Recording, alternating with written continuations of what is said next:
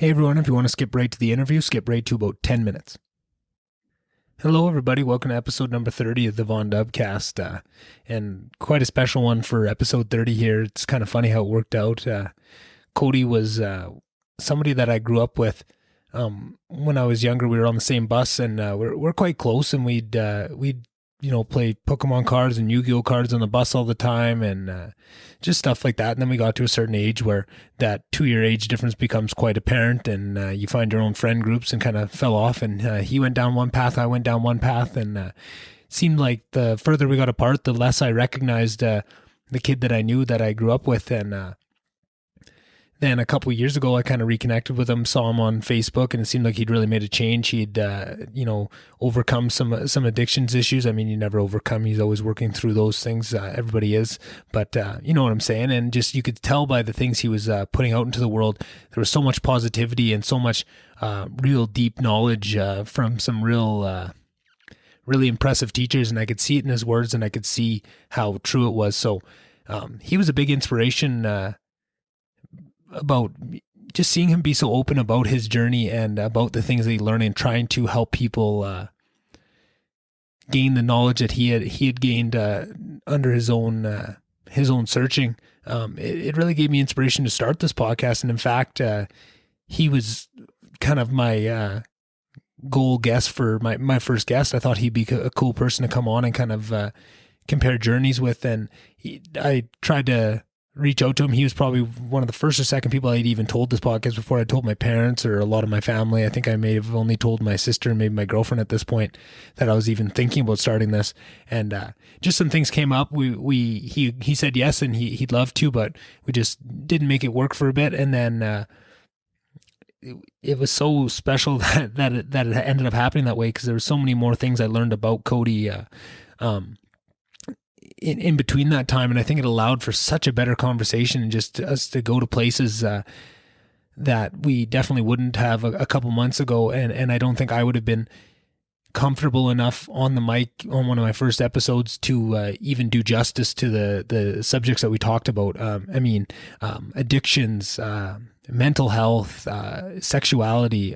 For those of you guys who are going to listen to this, Cody's recently, just in the past couple of years, come to terms with his own sexuality. And I think that was something that he struggled with for a long time without even knowing it. I don't want to put words in his mouth, and you'll hear it from him, but just not even understanding what is happening inside your own body, and having so many narratives around you, changing the course and really influencing how you see yourself and what you're allowed to see yourself as, just was so interesting to see. And just to see the manifestations that it came to in his life, and how he had to really deal with the manifestations themselves in terms of the addictions and the anger and that sort of thing, to really even get down to the root of what was causing a lot of it. And it's just such a cool journey to see. And I can't thank Cody enough for being willing to talk about it. I mean, that's a lot of vulnerable stuff to come on and discuss, knowing people are going to see it. So I really, really enjoyed this episode. I could have sat there for hours, and there were so many things that I didn't get to. There's just kind of a running theme with this. I come up with all these questions I have written out of things I want to ask, and then I don't even get to them because the conversation just gets so good so quick. I mean, it's a little bit of a feeling out period right off the hop. I'm always nervous at the start of these. I'm worried my equipment's not going to be set up, so it takes me a couple minutes to settle in. And I think Cody was feeling a little bit nervous about it. But about 10 minutes in, we slide into the old, just the old ruts of how we used to talk back when we were kids, and it really was a fun experience. And just to see how much I could learn from his journey just really reinforces how excited I am about this journey with the podcast, just because a 3-hour conversation like that, I came out of it, that was probably 5 or 6 days ago, and I'm still coming to realizations about myself and learning things from our discussion. And I just think I'm so lucky to have this program and be able to learn from people like that, because I just think you can only take in so much learning, so much content, so much information yourself, that you really got to find people that are also doing the same thing and then taking in their condensed versions and their concentrated ideals of what they've taken out of the work that they've done and apply it to yourself. I think it's a really special concept. So yeah, no, that was a really fun interview. I'm really excited for you guys to hear this one. So I'll try and wrap this long ass intro up because I know we got a long podcast just with the normal things I throw out every time.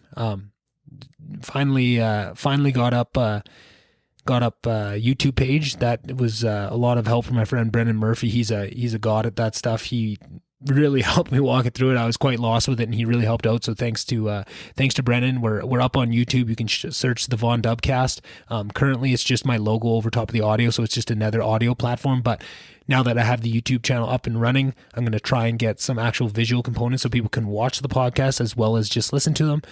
That's exciting. That's on the horizon.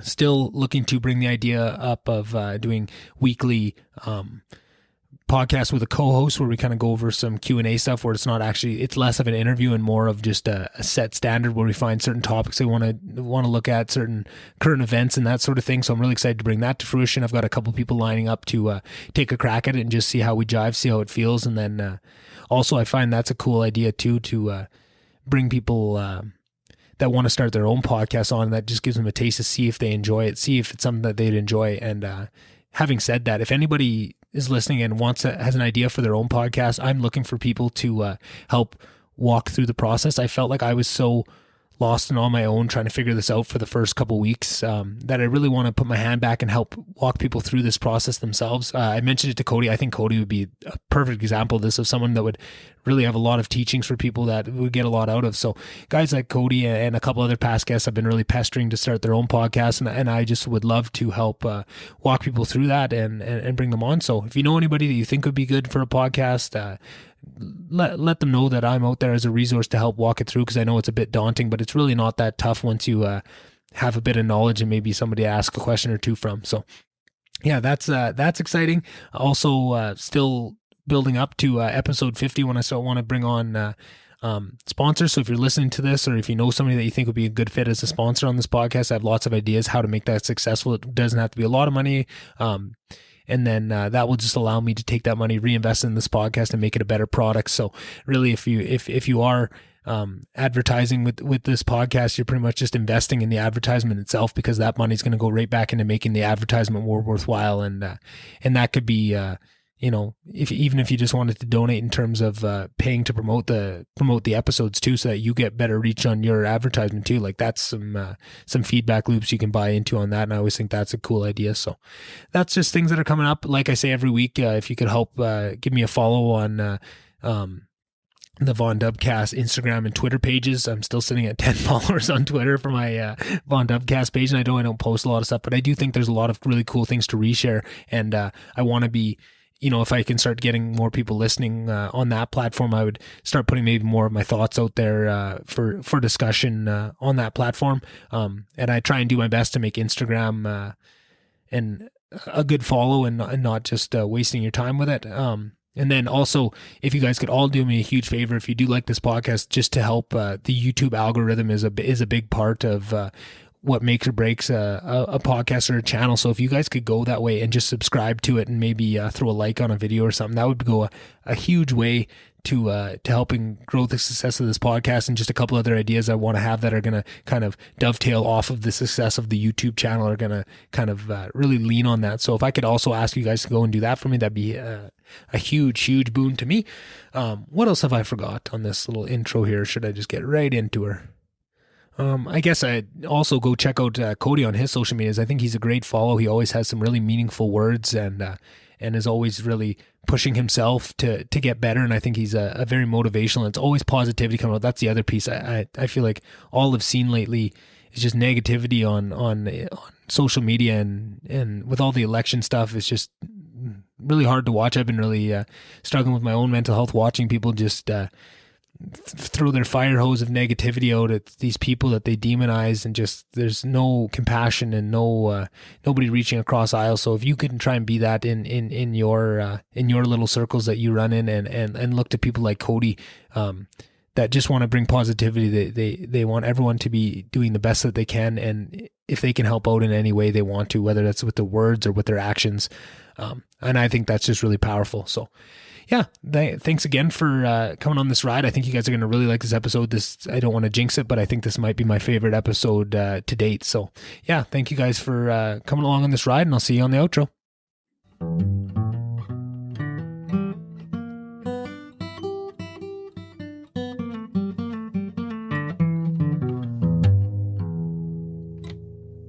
I'm ready. Okay, it's recording. 6 hours of recording on the card. Awesome. Well, thanks for being here, Cody. Well, thank you. Awesome. Well, like I was kind of telling you before the podcast, you were, I think, if not the first guest I wanted to have on, one of the first three. And I had reached out when I look back in our texts, and it's taken us a little bit to get here, but I've just been very interested in your journey. And for those of you that don't know, we were quite close when we were younger kids. We were on the same bus route, lived decently close to each other. We're both a bit on the outskirts of town, having to, make do with what you have with who's around. And we really connected with lots of stuff as youngers. And then we hit a certain age, and we kind of, how things go. You were 2 years older and had your own group of friends. I had my own group of friends, and we kind of split off from there. And we'd see each other, on the bus every now and again. But I didn't get to experience a lot of the middle part of your journey until the last couple of years, where I've seen you through social media, just reconnecting and seeing the things that you're saying, and just the truth to your words seemed so obvious to me, and it was so obvious that you'd been through quite a journey. I didn't know what that journey was. I could just tell that you had been through some shit. Yeah. And I just wanted to come on and give you an opportunity and maybe satisfy some of my own curiosity of just how particularly that journey went.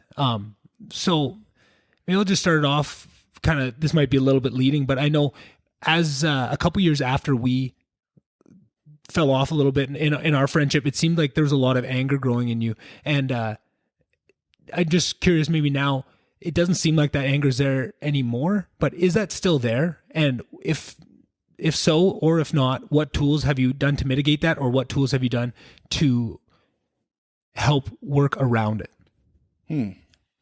Well, I just want to say thank you for having me on this podcast. Of course.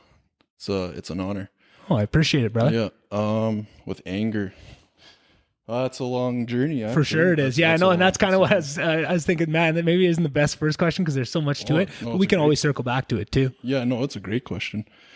My anger. Well, I still have a lot of anger. Mm-hmm. I still have quite a bit of anger. But for me, what's really changed in the last 3 years, I'm in a 12-step program, right?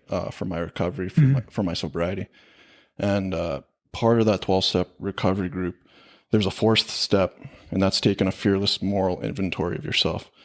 And with that, you address like your fears and your resentments and your guilt and your shame, and you address like your past. You address a lot of things like your traumas and kind of things that basically like shadow work is what is what it is. Yeah, it's a very good term for it. Yeah, and then step 6, that is you address your defects of character. So like your just the ways you behave that aren't the greatest. Mm-hmm. So that's kind of where I addressed a lot of my anger, because this anger thing, like it's for me, it's intergenerational trauma. It's trauma from the residential schools and all that stuff, and just the way I was raised, and the way just my experiences as a young person. Mm-hmm. A lot of that rage was starting to build up in me. Mm-hmm. And then, as I was saying, in the last 3 years, I did that step work, and that was really where I was able to identify where the anger came from. Mm-hmm.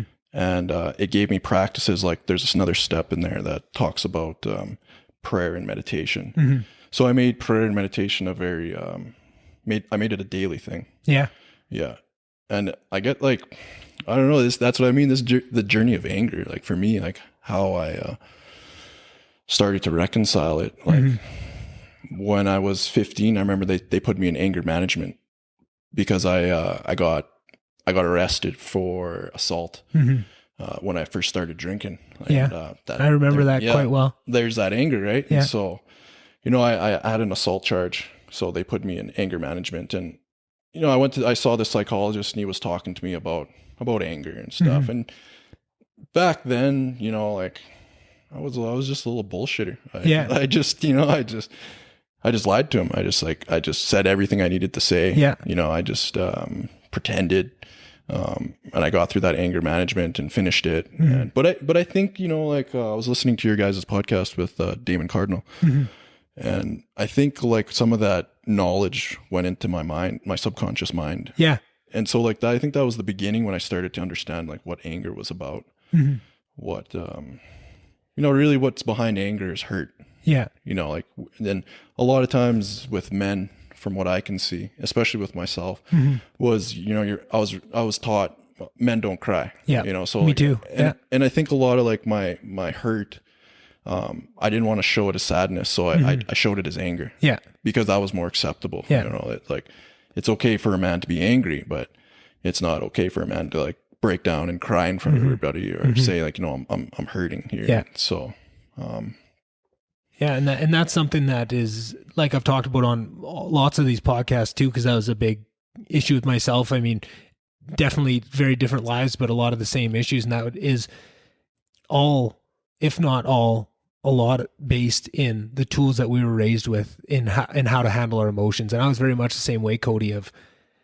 And still to this day, I'm not good at expressing myself in any other way other than anger. Yeah. And I find that a lot of the times, the only times I will cry is when I get angry enough where tears start falling. I'm like, why am I crying right now? I'm not sad about anything, but you're so plugged up in other areas of emotional outlets, and I'm trying to get better at working on them. But when all you're taught is that one way, and then it's reinforced in the workplace, it's reinforced in the school groups, it's reinforced in sports, it's very hard to work through and find any other paths because that one is so well worn, and there's so many people kind of shoving. If you even deviate from that path a little bit, you get shoved back onto it. So it's hard to develop a full broad range of skills and how you deal with your emotions when that's kind of what you're brought to, right? And it's kind of the only tool in your toolbox, right? Yeah. Yeah, exactly. Yeah. So with there's lots of things. There's lots of things. Like it wasn't, it is a process. It's a long process. Mm-hmm. Like one of the things I do in the morning is I say affirmations. Yeah. And one of my affirmations is like, I know how to rage without hurting others. Right. And I've said that affirmation so many times now mm-hmm. that in situations now, if I start feeling like my adrenaline's kicking in, or my heart rate starts elevating, or I start mm-hmm. feeling like angry, that affirmation just like pops up like a program, and it just says, like, you know how to rage without hurting others. Mm-hmm. And I'm like, yeah, that's right. I know how. Like, I know how now. Mm-hmm. And before with my sadness or my hurt or self-pity or mm-hmm. any of that, like I used to bottle it. Yeah. I used to stuff it, and mm-hmm. Anything that's bottled comes out sideways. Yeah. So one of the things that happened to me after I got sober, I was in treatment center, and I came out of treatment, mm-hmm. and it was about 6 months after I was out of treatment, and I was at the river, and I was listening to this song, and it just like, it touched my heart. It was like, it really resonated with me. Mm-hmm. And I was sitting there, and I was just so full of like all these different emotions. And I was just sitting at the river, and I was looking at the water, and all of a sudden I felt like I had to cry. And I was like sitting there, and I was like trying to stuff it. I was trying to stuff it again. Like it became a habit of trying to stuff this. As soon as those emotions come up, that's what you do. Yeah.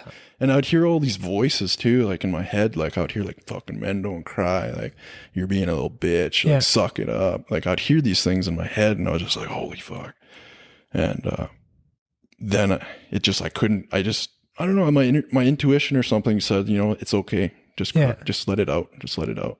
I was by myself, and I just let it all out. I just let it all out. I just cried, man. Yeah. Cried, yelled, screamed, punched the ground, and I was just like snotty, and like my face was all crinkled, and I had a headache. And I was just like, holy fuck. And And then after I was crying, I was looking around, and all of a sudden everything was so much brighter.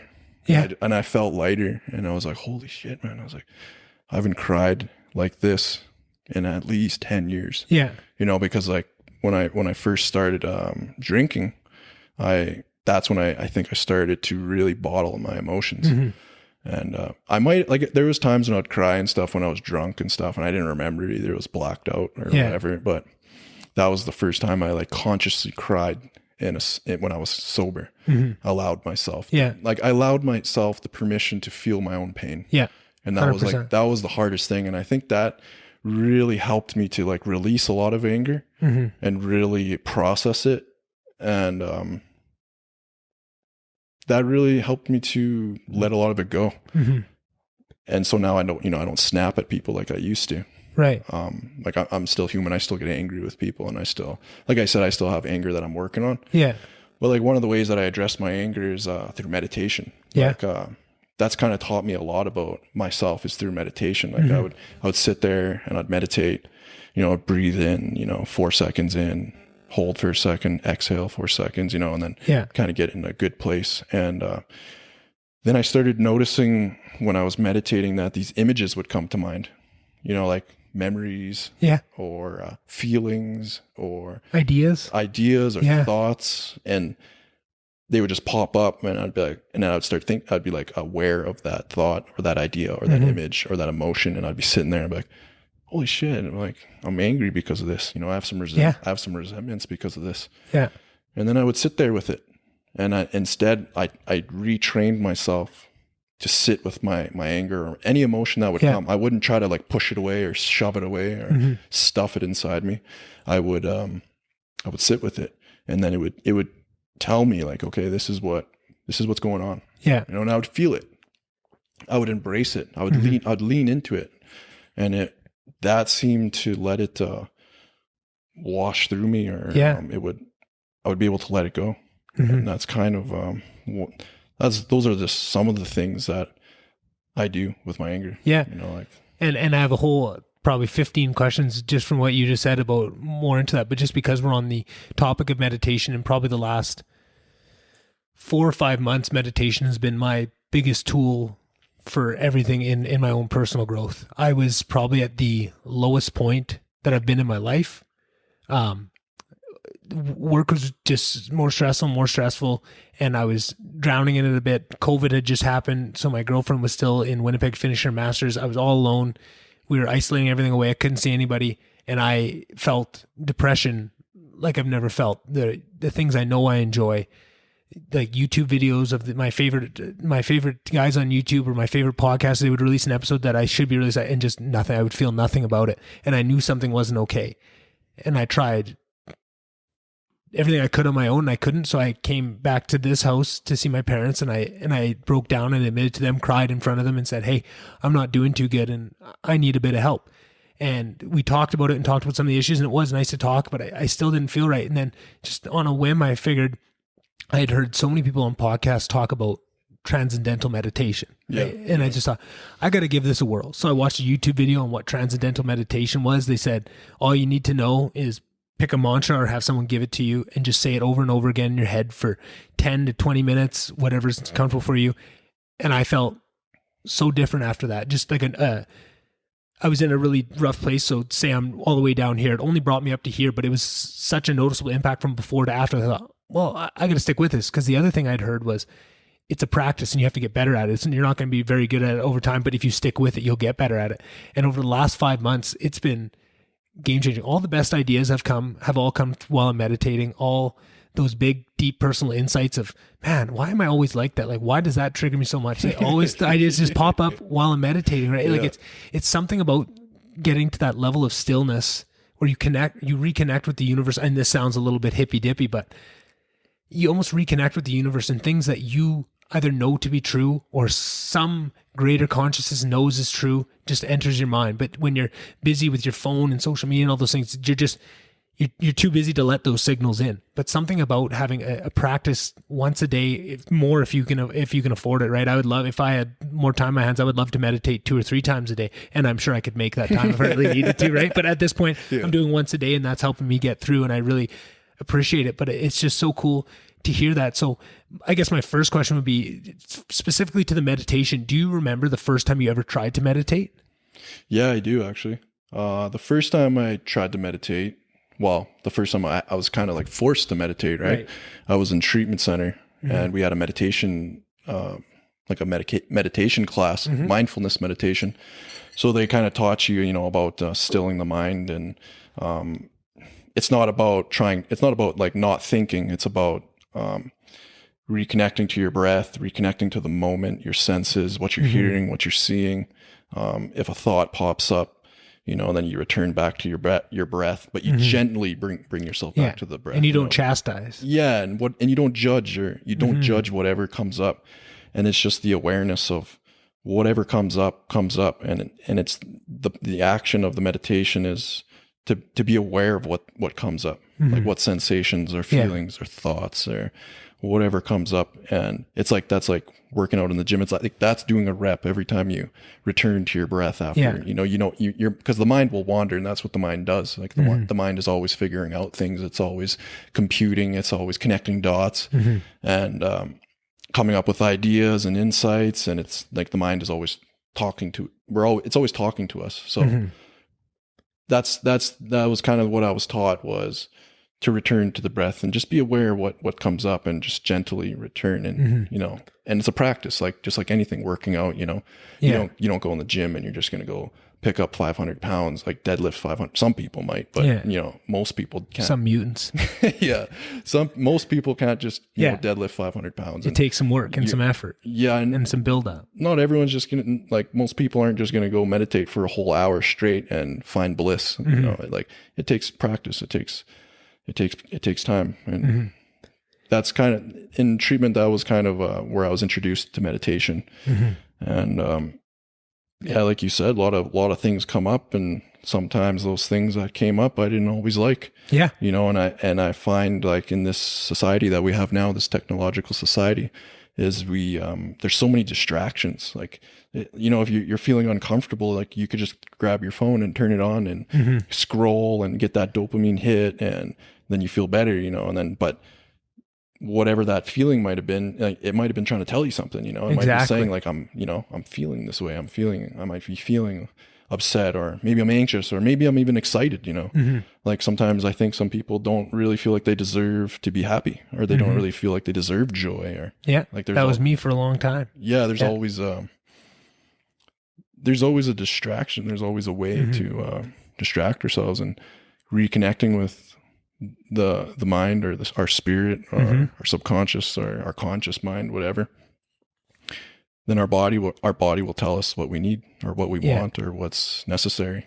And I think another piece of that, and it's something me and you have discussed offline, as well as on social media, is it all comes back to that terror management theory that I spoke to you about a couple times, about how we developed with this innate ability to compartmentalize and to lie to ourselves about certain areas and to not look in. Because if we thought every day about the fact that we are all going to die one day, we'd be all paralyzed in fear and we wouldn't get anything done. So evolutionarily, we had to have this ability to put those things away and not to think about them in day-to-day life, right? And what that does is we dial into that for anything painful. It might not be as painful as the all-encompassing death and what that is, and the work that you need to do with it. But on lesser levels, there's certain things that you just use that same evolutionary benefit is hijacked and hides things from yourself that you need to know in terms of deep learning, or until you're ready for it, right? Maybe it's trauma. Maybe you're 6 years old and something happens to you that you're not ready to deal with till you're 30 years old, right? And you can compartmentalize away. But what so many people talk about when they start on this journey, and I'm curious if this mirrors anything with you, Cody, is when you start to do that work and you start to sit with stillness and ask those questions about why these things come up, it doesn't even feel like you're learning new things. It feels like you're remembering, because you do know these things about yourself and why you are this way, but they're painful and you don't want to deal with them. So once you start and open yourself up and find that there's nothing bad happens when you do realize, oh, I'm angry because my dad was angry, or I was angry because whatever reason it is, it feels like you're just remembering it because you know that, and your awareness, you have so much more awareness, I guess I'm trying to say, than what you realize you do. And in so many other factors, there's things that you just need to stay quiet enough to realize or to remember, and then it all starts to fall into place. And I feel like that's something that I noticed a lot when I started meditating, was a lot of these things I already knew just started to kind of fall into place. Yeah. Weirdly, sometimes it freaks you out. It's kind of odd, like, what is going on here? The universe is working in different ways, you know? And then another piece of that too, that is another thing I'm really curious about, is the spiritual aspect of your journey. The spiritual aspect, yeah. Because I know that you have, I guess I don't know this, I'm guessing that you have a lot of faith in your traditional culture, right? Yeah, I was raised with the spiritual kind of mindset, spiritual values, spiritual ideas. You know, I was taught, take care of your spirit, you know, because that's what you leave. That's what you leave with when you leave this plane, this realm. You don't take your body, you take your spirit. So it's your spirit that you have to take care of. And that's kind of what I was taught. And, I don't know. That's a pretty intense thing to think about, right? It is for sure. And I have I have a way of asking it, but I don't want to lead it because I feel like I don't want to make you think this way if it's not something that naturally occurs. But since the BLM movement and a lot of those things, I did a lot of work to realize things about other cultures. And one of those things was the aspect of a culture being torn away from a people. Yep. And that can happen in one way. I mean, one of the biggest ways that it was opened my eyes was with slavery in America, when all these people were brought over from Africa and had their culture completely stripped of them. You don't know which country, which area of Africa you come from. You have that all stripped away from you and given a new culture. Yeah. And the actual detrimental effects that you can have by knowing that there isn't a culture, right? Like, for me as a white person, there's not a lot of culture, but whatever culture we do have is self-defined by our family unit, because we don't have a larger overall framework to associate it with. But growing up as a native person who's living on a reserve, very tightly interwound with that, but then dealing with the racism that, I mean, just before we were talking about a few things that growing up, of things that even when we were kids, we didn't think too much about, but we're actually quite backwards, right? Yeah.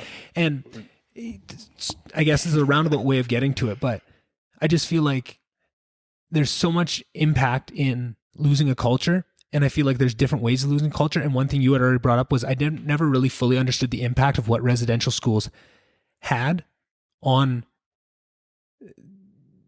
an entire culture, and just that loss of it and having that torn away. And then also on top of that too, was just those little bits of racism and things of people treating you less than, makes you disconnect from it.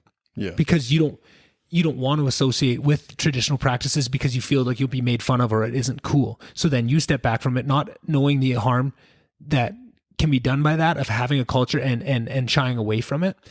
But then on the other flip side of that, the healing that can be found when you reunite with that culture.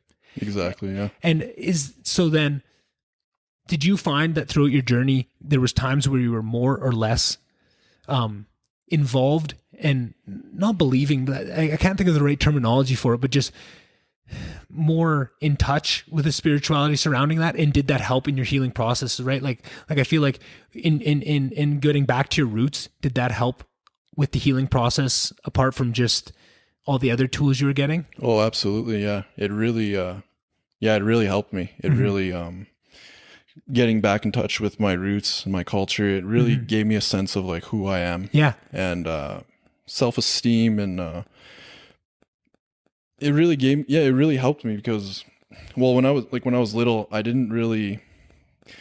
was fortunate in a way because, like, on my mom's side, they were raised Catholics. Right. And on my dad's side, we were raised Cree Nahuan. But they never forced me to believe anything. You know, they never said, you know, this is how it is. Right. You know, never said like, you got to believe God, you got to get baptized, you got to believe in Jesus Christ. They never forced anything on me, and they never said that the Cree way was like, that's the way, you have to be this way. You know. So I was fortunate that I was raised open-minded, like to believe.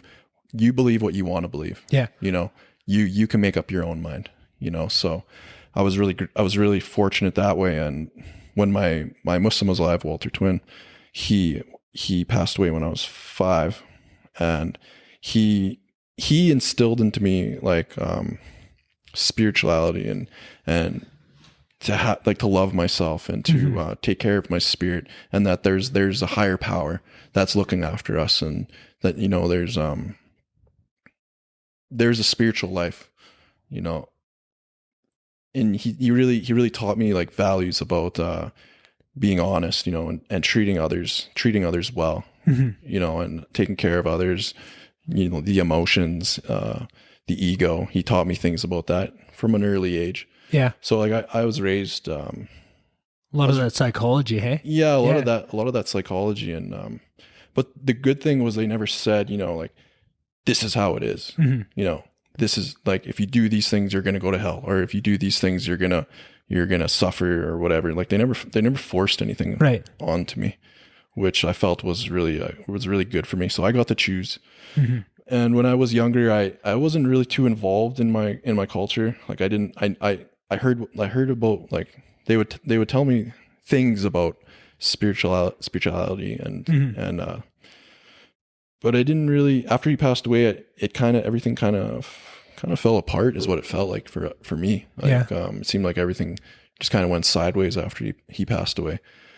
Cause he was our chief. And, yeah. And he was basically our hero. And like, in a lot of ways, he still is my hero. Like he still is, he's a solid role model to me. Like he's a really, powerful figure in my mind. And I didn't reconnect to my culture until after I came out of treatment, because when I was in treatment, I've never been to a sweat lodge ceremony. And I'm not sure, do you know what a sweat lodge ceremony is? Maybe just for the people that don't, I have, just from listening to Aubrey Marcus, actually, he's done a lot of work with, with sweat lodges and stuff. And that's probably the extent of my knowledge with it. Yeah. But if you want to give a breakdown of it, that'd be awesome. Sweat lodge it's like a hut you make out of willows, and you put some blankets on there, and or whatever, you cover it, and you have these rocks, and we call them grandfathers. So you have a certain number of rocks that you bring, and you have a pit. You dig a hole in the ground, you make a pit, and you have an altar. So you put these grandfathers on this altar, and the altar you light on fire, and it heats up the rocks, and then you bring the rocks in, and you pour water on them. We all go in, and so there's 4 rounds. There's 4 rounds of like sweating, we call it. And each round is probably around, like, depends on the round. Some of them are like 5 minutes or 4 minutes, and you cover it completely, so it's pitch black in this hut, in the sweat lodge, so you can't see anything. And you know, it's like a sauna, basically. It's like a sauna. But like, what we're doing in there is we're praying. Like there's there's a woman's round, there's a men's round, there's a gratitude round, there's the warriors round, like there's a healing round. You know, just depends on the sweat, because every sweat's different and everyone does it differently.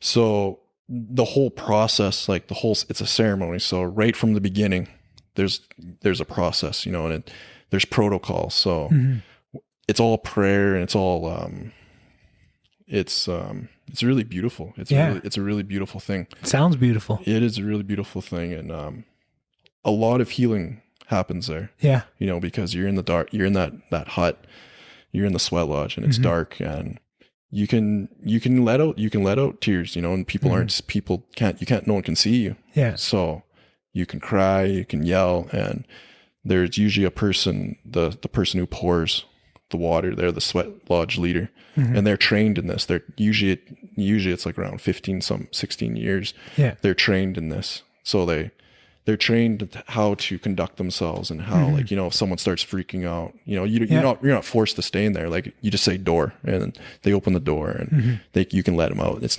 not you're not forced in there.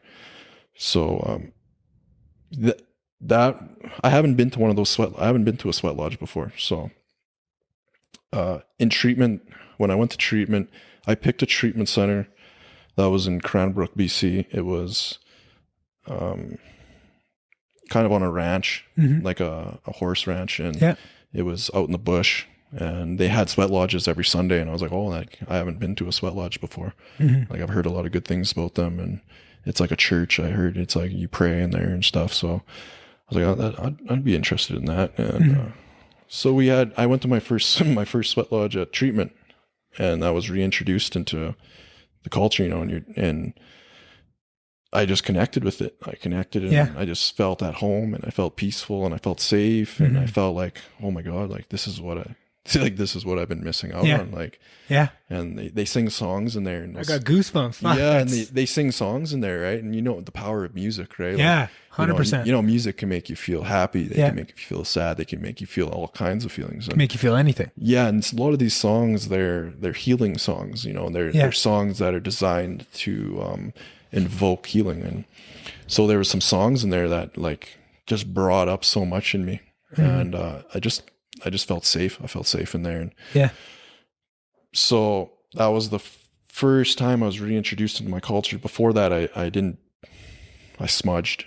I prayed, but I wasn't involved in like ceremonial activities.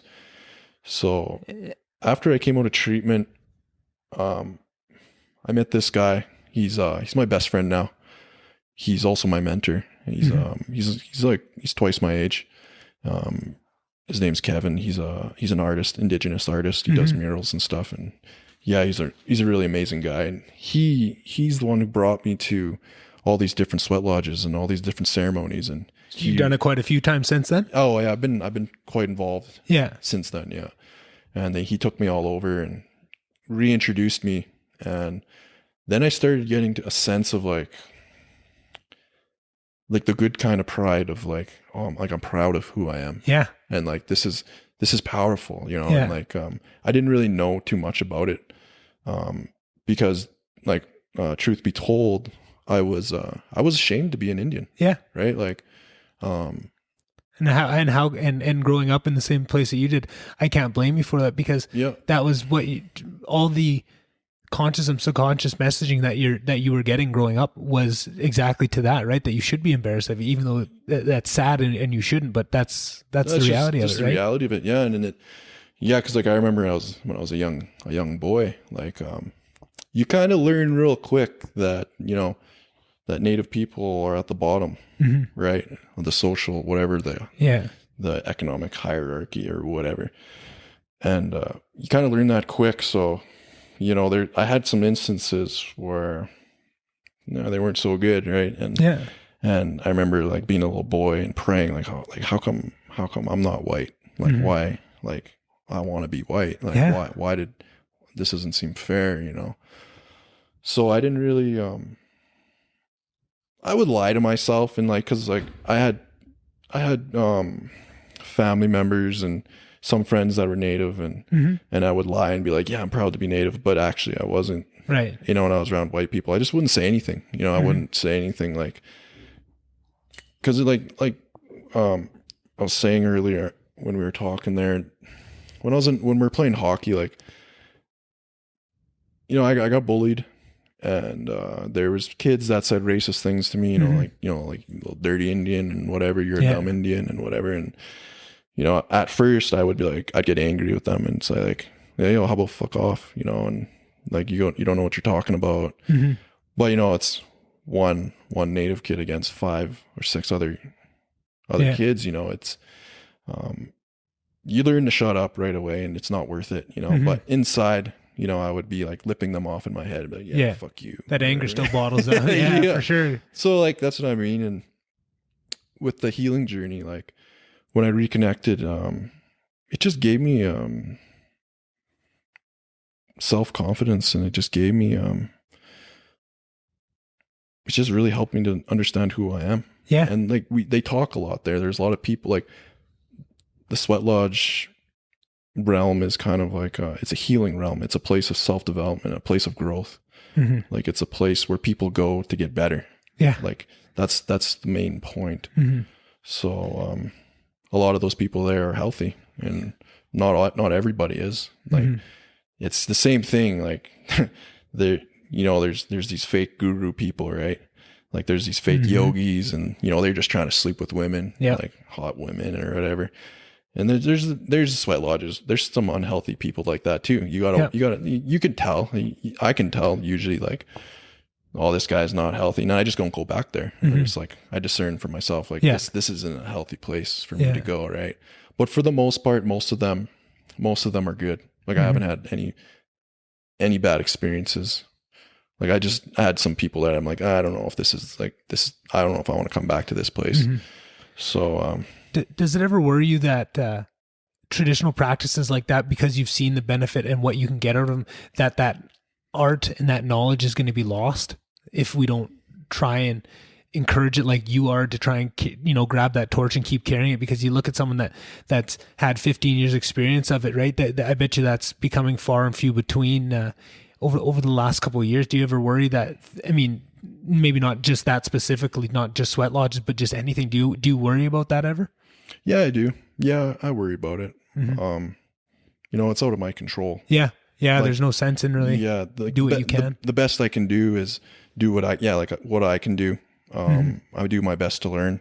I do my best to practice it. And if people are interested, I do my best to show them what I can. But like, I don't really believe in like going onto like a corner of a street and shouting, "Everyone come to a sweat lodge." You know, like, this is the way. I don't really believe in and that would just push people away. But but kind of like we said when we first sat down here, you're kind of curious about what I wanted to talk about. But I think for me, at least, I can only say what I saw, but from afar, I could see the results of whatever you were doing, right? The results speak for themselves. To know who you were and to see who you are now, and just the millions and millions of steps in between. I think that is the biggest, that's better than any street corner you could be on. That showing with real purpose and real example how you actually live these things and show the positive benefits that you can. And the posts that you do and the honesty and the vulnerability you show in letting people in along with your journey of not just striving so hard to move forward, you're too busy to put your hand back. I see your hand back every time. Every time you post, it always has that aspect of wanting to bring people with you, which I love, because that's part of what's been so frustrating for me and why I wanted to start this podcast too, was I was seeing these aspects in this journey that I'm on and these things that are so helpful to me that I want other people to learn them too. Exactly. Yeah. Right. And I feel like I get frustrated with that sometimes, of wanting the people surrounding me. I'm trying to put my hand back and I'm pulling on them, but they have to want to grab your hand, right? If you're grabbing backwards and pulling people along with you, they balk, right? They don't move it forward. So maybe, I guess I have a million more questions on sweat lodges. I'll have to get back to them, but have you found throughout your journey, the people around you have changed, the ones, because I feel like you can only put your hand back and try and bring people along so much. And at a certain point you need to keep going forward. Yeah. Right? That I've struggled with this one, like big time. Right? Like, especially in the beginning of my sobriety journey. For sure. That's a tough period for anybody. Like, well, the way I felt was like, I felt like I had $1 million or like $2 million or whatever. And I wanted to give it to the people I loved. Yeah. I was like, I have $1 million, like, here, like, have $1 million. But I wasn't really like respecting that. Maybe they don't want that, like maybe they don't want $1 million. Maybe they don't want what I have, or, they're not ready for it. They're not ready, or they just don't want it. I just realized that, like, not everybody wants it, and you can't force anybody to do anything they don't want to do. And they might be happy where they're at. And I really struggled with that in the beginning, because I felt like I got that whole codependency thing, like, right. There's lots to it. There's my ego too. My ego wanted to be like, I'm a savior. I'm a hero. I'm a guru. Like, follow me, follow my ways and stuff like that, to be validated, to be recognized, to be admired. There's that part of it. Yeah. But there was also that for the main part, it was like, I cared, and I cared about the people I love, and I want to see them do good, and I want to see them happy. So your question was, have people changed? Yeah. I guess you kind of already half answered, because it sounds like you struggled with that at the start of wanting everybody to come along at that rate. But it seems like now you've settled into a nice place where you're accepting if people want, you're there to help anybody if they want to jump on this path. You're there to illuminate the way, you're showing by example, but you're not going to ever be dragging anybody with you. I guess what I've found is just some people have tried to bring and you try and eventually they're impeding your progress. Yeah, exactly. And you have to just kind of carry on and hope that eventually you'll burn bright enough out in front. If you're walking a snow path, right, in a snowstorm, you want to keep those people with you. You want to keep dragging them ahead, but eventually you gotta just make it to the shelter, try and get the fire going and burn it, and say, hey, this is amazing up here. If you can find it within yourself to come along, hey, I might even walk back and come grab you and help and hold your hand to walk along the way. But I've just found that that's been something I've been struggling with and I think a lot of it was before I started the podcast, because now I can come on here, I can speak about these things that I'm learning and these important tools like meditation that I would love for all the people I care about to be doing, but I can't force onto them. And if they choose not to listen, that's their prerogative, and I'm fine with that too. But if it does speak to somebody, now I'm helping. And that's helped a lot, because I think there was a period of after I graduated university and really got into podcasts and really got into the self-work and found all this stuff, to when I started my podcast, where it felt like I was growing at an exponential rate and just going and going and going. And I felt like I was leaving people behind, and I was having people I was struggling because I felt like I couldn't discuss certain topics with people. Yeah. Right. And they wouldn't understand. And I felt like that was a bit lonely. Exactly. Yeah. That's what happens. Yeah. Yeah. So I was just wondering if you had felt any of that just along your journey, because it seems like you've jumped light years ahead in just how your interpersonal relationships did you find lots of people jumped on board?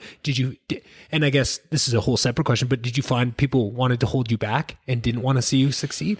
Well, that's a tricky one. Yeah. Because a lot of time people don't even realize they're doing it when they do, right? It's usually something of their own that they're manifesting out. Well, they talk about that crab in the bucket syndrome, when you're trying to improve and then someone pull you down.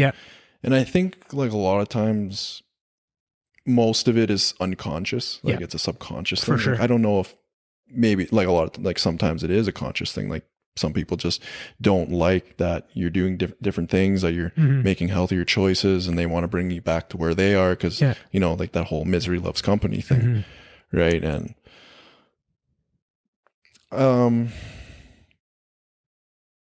I think it was mostly unconscious. Like I had to set boundaries with some people. Yeah. Like when I first quit drinking, there was people who would offer me drinks. And, at first I didn't know how to set boundaries properly. I had that whole anger thing. I was sober, but I didn't have good skills yet. Right. Although I was sober.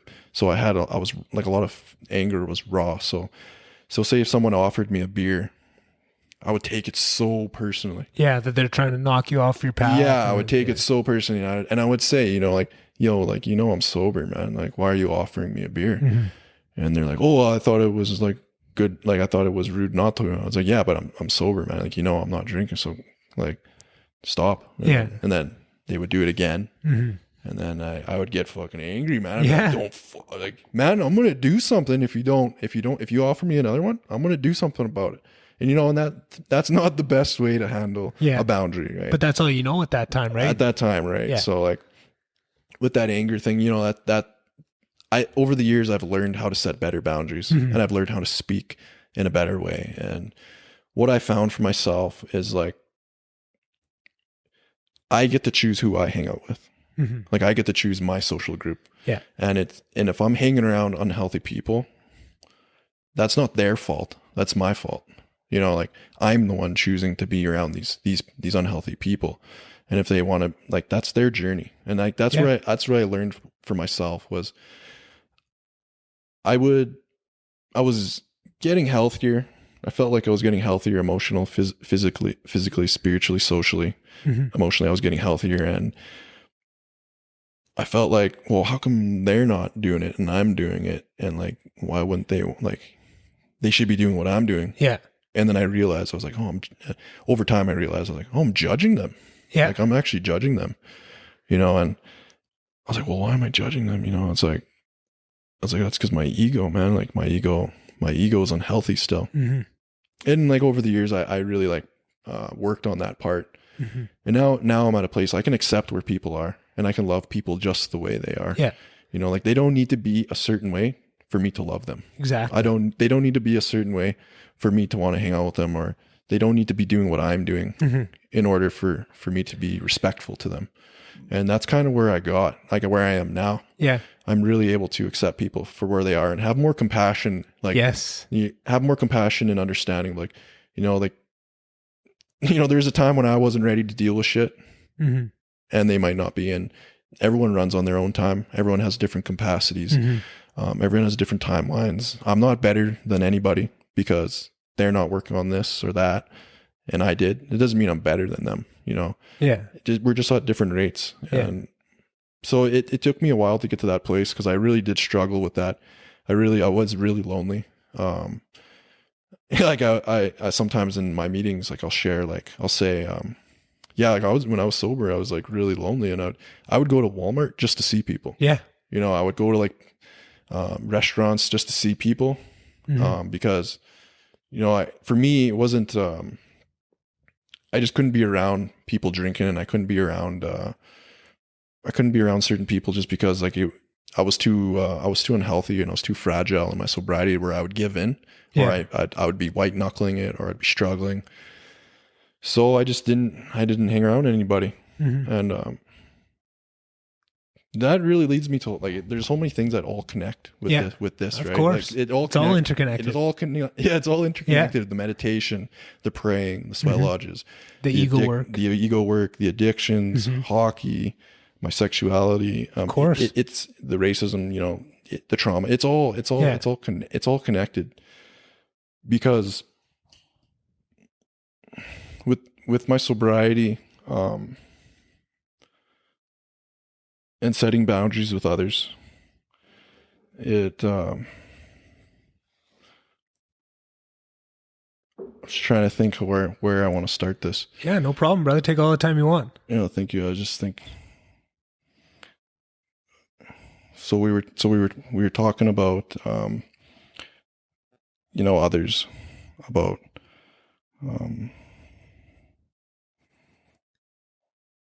having compassion for others and having compassion for others.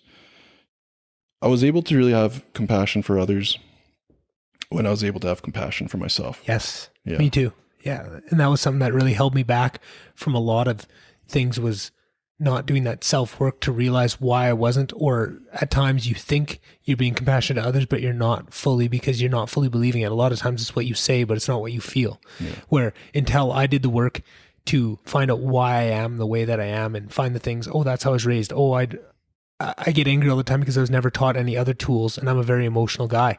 And once I did the work, and I think there was times where I thought I had done the work and I thought I believed it, but until I really sat there and maybe cried over it once, like you say, and really let that out and really feel it once, then you start to have that compassion in others, and you can see. And I find that on days that I meditate, it makes you aware of those thoughts, like you had said, and it gives you that extra second of space to, if someone does something to you, you can have that compassion to say, that's probably programming for someone else. His dad probably did that to him, and that's how he reacts to people, and that's how he's raised. And it allows you that compassion. Once you've forgiven yourself for those things, you can start to see it in others. And people are a lot more similar than people think, right? Exactly. We're all human beings, and everyone has a different story and different traumas, but everyone has a story and everyone has traumas, right? People are made to grow off of trauma. That's how we evolve. It's the pressure that forces the diamonds, right? So even if you have an amazing life, a silver spoon your whole life, you're still going to have those traumas. This is just something that me and Damon were talking about on the podcast, or at least today, the second one was, everybody has that trauma. And I think that's a big piece. Once you can really deeply get in touch with your own traumas and forgive yourself for them, takes the blinders off for seeing it for everybody else, and it allows you to walk through the world with so much more compassion and so much more understanding for others, and willingness to talk and try to understand them. Even if you don't off the hop, you can at least have enough compassion that if I sit and talk to this person for 5-10 minutes, I can probably get to that point where I can find that compassion, right? Yeah, and that's a huge change in how you approach everything. I guess that's what I was trying to get at, was like just having compassion for people, and just able to respect where people are. Yeah. And not trying to rush them and judge where they are. Not trying to rush them and judge them where they are. And and not to interrupt, but I think that's something I wanted to say when you said that, because I found that very similar thing for myself, Cody. It was almost like that judgment is a step along the path and you have to get there. It's first figuring it out in yourself. Then you have to get to the step of where you see it in other people and you almost judge that they're not. Then you realize the folly of that judgment and you get to the place where it sounds like you are now and I'm trying to get to now, where you have that compassion. But it seems like that's almost an intermediate step that you almost have to go on, is figuring out in yourself, then judging other people for it, realizing the folly in that, and that doesn't get you anywhere. And then you can come in with compassion, right? It's almost just a step in life, and that's how you have to figure it out. It's not a nice way to figure it out, but it's almost part of the gig almost. Yeah, exactly. Yeah. Yeah. And like, now I'm in a place where if someone needs help or advice or just someone to listen to, like a lot of times people just really need someone there just to listen. Like they don't want to be told like, oh, you should do this, or like one of the things I see with a lot of men or a lot of people is like, they're going through a struggle, right? And they go and confide in somebody. Yeah. And that person right away says like, oh, don't feel bad, or, you know, don't feel that way, or, you know, good thoughts, like think positively. And it's like, I was like, man, like, I don't know. Like I said to this one person, I said, aren't you kind of tired of them like telling you to not feel bad when you're feeling bad? Like, don't you just want to feel bad if you're feeling bad? Like they're telling you to think positive thoughts. And I was like, that's where I was kind of getting at too, was like with the compassion thing, is like, now I understand, like that person might not know what they're doing, but they might not be comfortable with that person's pain and they don't know what to do. Like they might mean well, but they might not be comfortable with, whatever that person came to them to share. Yeah. And so they're saying, don't feel bad, because, you know, they might not be feeling very good with themselves. Yeah. And, so it gave me a compassion for learning how to really listen to people. And like some people, they just need someone to just sit there and listen. And, that's when now, like if anyone needs to talk to me or anyone comes to me, like I'm at a place now where I could be like, I could just sit there and, so what's going on? You know, like, how are you feeling? Or what do you want? Like, do you want me to give you advice, or do you want just a listener? Do you want me to just listen? Yeah. And a lot of times people just want to listen, and they figure it out on their own. Like they'll figure things on their own, and they just want to feel validated or seen or heard. And I'm able to I'm at that place now where I can do that a lot better. Whereas before, when people would come to me, like I wanted to fix their problems. Yeah. You know, I wanted to be like, dude, I got all the solutions to you. I know what to do, what you got to do. And like a lot of people might say like, go for a run, man, or you got to meditate, or you got to read this book, or you got to do this, or you got to do that. But like, that's unsolicited advice. Like they just want to be like, they just want to listen. So like nowadays I'm able to like really listen and be like, this person's angry or whatever, you know, and I'll ask them questions. And before, if I have a solution, I'm like, hey, can I say something? And then that gives them the choice, whether they want to listen or not. And if they say no, then it's like, okay, that's fine. Yeah. You know? Whereas before, if they said no, I might be like, in my head, I might be like, oh, fuck you. Yeah, exactly. Yeah. No, I hear the exact same thing. So, and I think, Cody, of what you're saying, of a lot of times when people react that way of saying, like, oh, don't feel bad or something, it's because a lot of times it brings up feeling when somebody else sees someone in pain, it will bring up pain in themselves that they don't want to deal with, and that their only solution is to let's just think about something else. Let's just bottle it away. Let's not think about it, right? Yeah. Because that's the only thing they had. But when somebody brings something to someone like yourself that has worked through these issues and understands that it's okay to feel those, now that gives you the ability to be that listener. Because if the subject matter is enough to make you squeamish and want to pull away, you're never going to be able to be an active listener for that person, right? Because you're just going to deflect to, oh, well, let's not think about it. Oh, well, let's just stop talking about it, right? And you see that a lot. But what that signals to me is just, oh, that person has, what this person is trying to convey to you for you to listen to is too triggering with your own traumas for you to be there for them. And you can't be that listener, which is fine too, because like we said at the start, everyone works at their own path and maybe they just aren't there yet. Exactly. But I think that's what's so powerful about getting yourself to a place where you can then be that for others, and the importance of putting that hand back once you've seen these things where you can be there for someone. And then sometimes trying to jump in right away with trying to help just steers it the wrong way. But if you can sit there, ask just some non-committal questions for half an hour, really prove to them that you're listening, that you understand how they feel, the ability for them to take in that feedback is so much different than if you just tried it off the bat without even giving them a full chance to listen. Yeah. Because half the time people want to jump, and I'm very bad for this, is I want to jump to trying to help you so quickly that I haven't given you the full time to tell me how it all feels, so that even if the advice I gave you is the best advice ever, like it's bulletproof, this is exactly what they need to hear. Yeah. If they feel like you didn't listen enough to even understand how they're even feeling, yeah, you're not going to take that advice, right? Exactly, you're just gonna slough it off because he only listened to 10 minutes of what I had to say. This is an hour to really break down. I need an hour of your time to really break down exactly all the interconnectedness and how this all feels, right? Because like you said about all those things being interconnected, everybody has all those traumas and all of their traumas are interconnected, but the only person in the world that knows exactly how all those traumas, where all those traumas lie and how they all interconnect is you. Exactly, yeah. Right? And you can try your best to explain that to people, and it's important to have support systems that you can try and build that up to have them understand you, but that becomes you doing the work. You can't explain your own traumas if you haven't worked through them to a point to help people know how you need to be talked to, right? Like, I think that's something that I found just in my latest relationship. I was never a person that talked to anybody about my feelings, about nothing. I was I didn't like to talk. I think most men are like that. Eh? Exactly, but that was what we were taught, because that was what was shown. But in getting to that point of talking about it, it helps give them a language for them to speak that works for you, right? If you can help them walk through your interconnected traumas and how these things make you feel, right? Like if being late is something that really affects you, and it's not that, so what, we're 5 minutes late, but if that really connects to some sort of trauma, if you can sit there and say, hey, it really hurts my feelings when we're late for something because I have this trauma associated. When I was a kid, if we were late for anything, we'd get in big trouble and it was the end of the world, right? So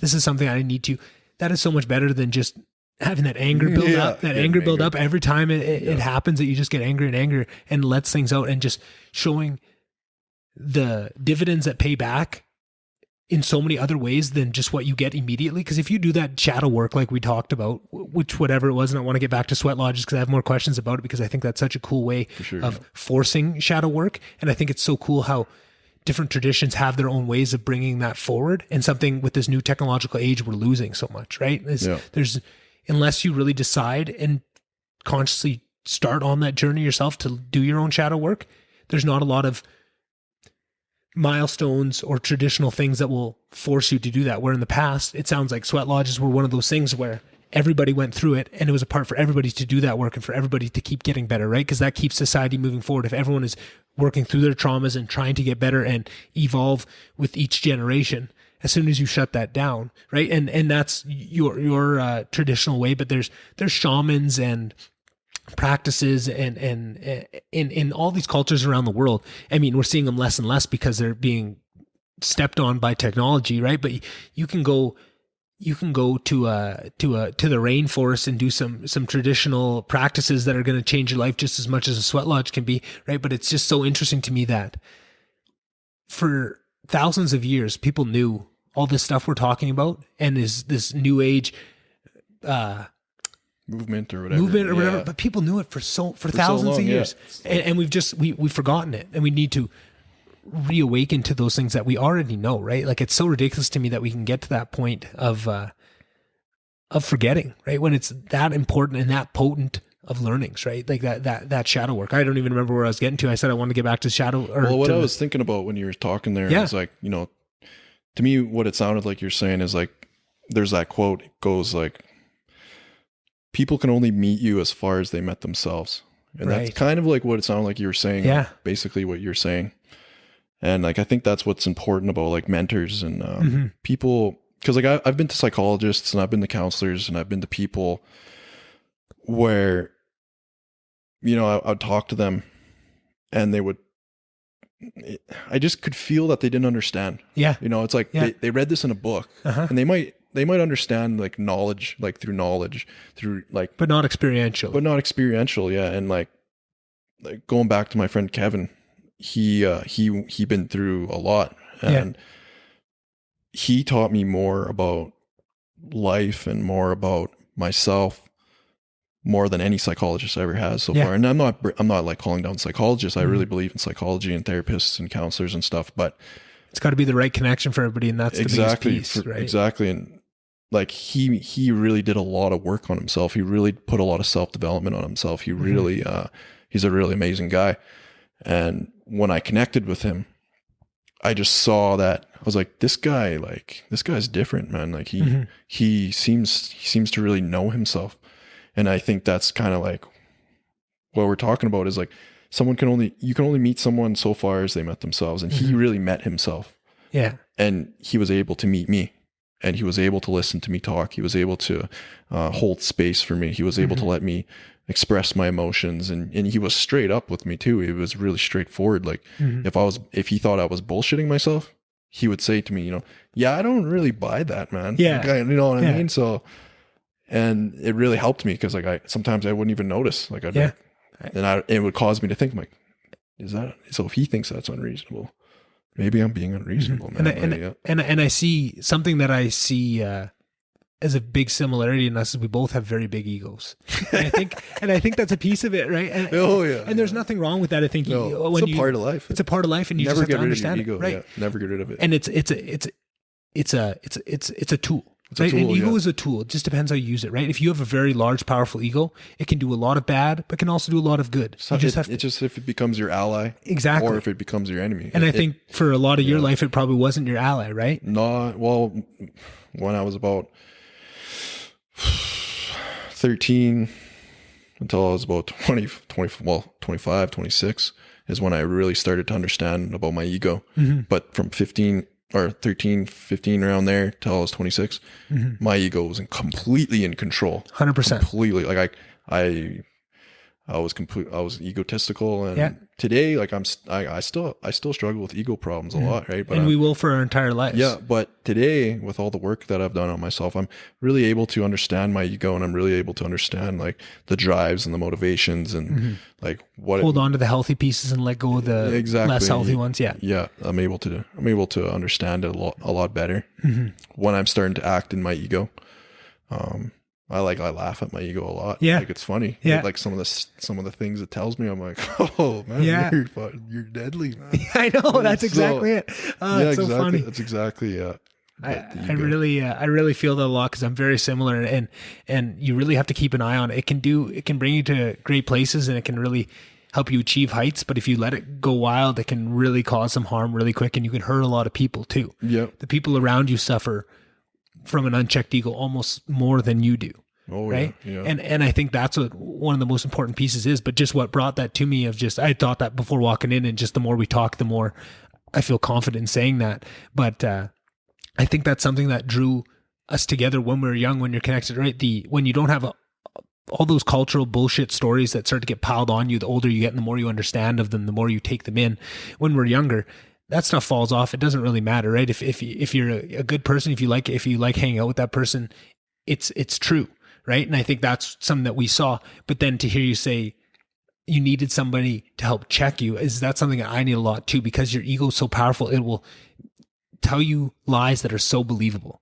Oh, exactly. Right. And that is a huge piece to try and fight and to try and decipher, because it's a huge skill to be able to lie to yourself, because you can lie yourself into, I'm great and I can do this. It doesn't matter if on paper this says I should never be able to be successful. I believe in it and I can take me there. Right. But you have to be very knowledgeable and start to look for the telltale signs of when it's your ego talking and not the real thing, because it can lead you down some bad paths. I have an example of my ego just trying to function, like trying to take over. Yeah.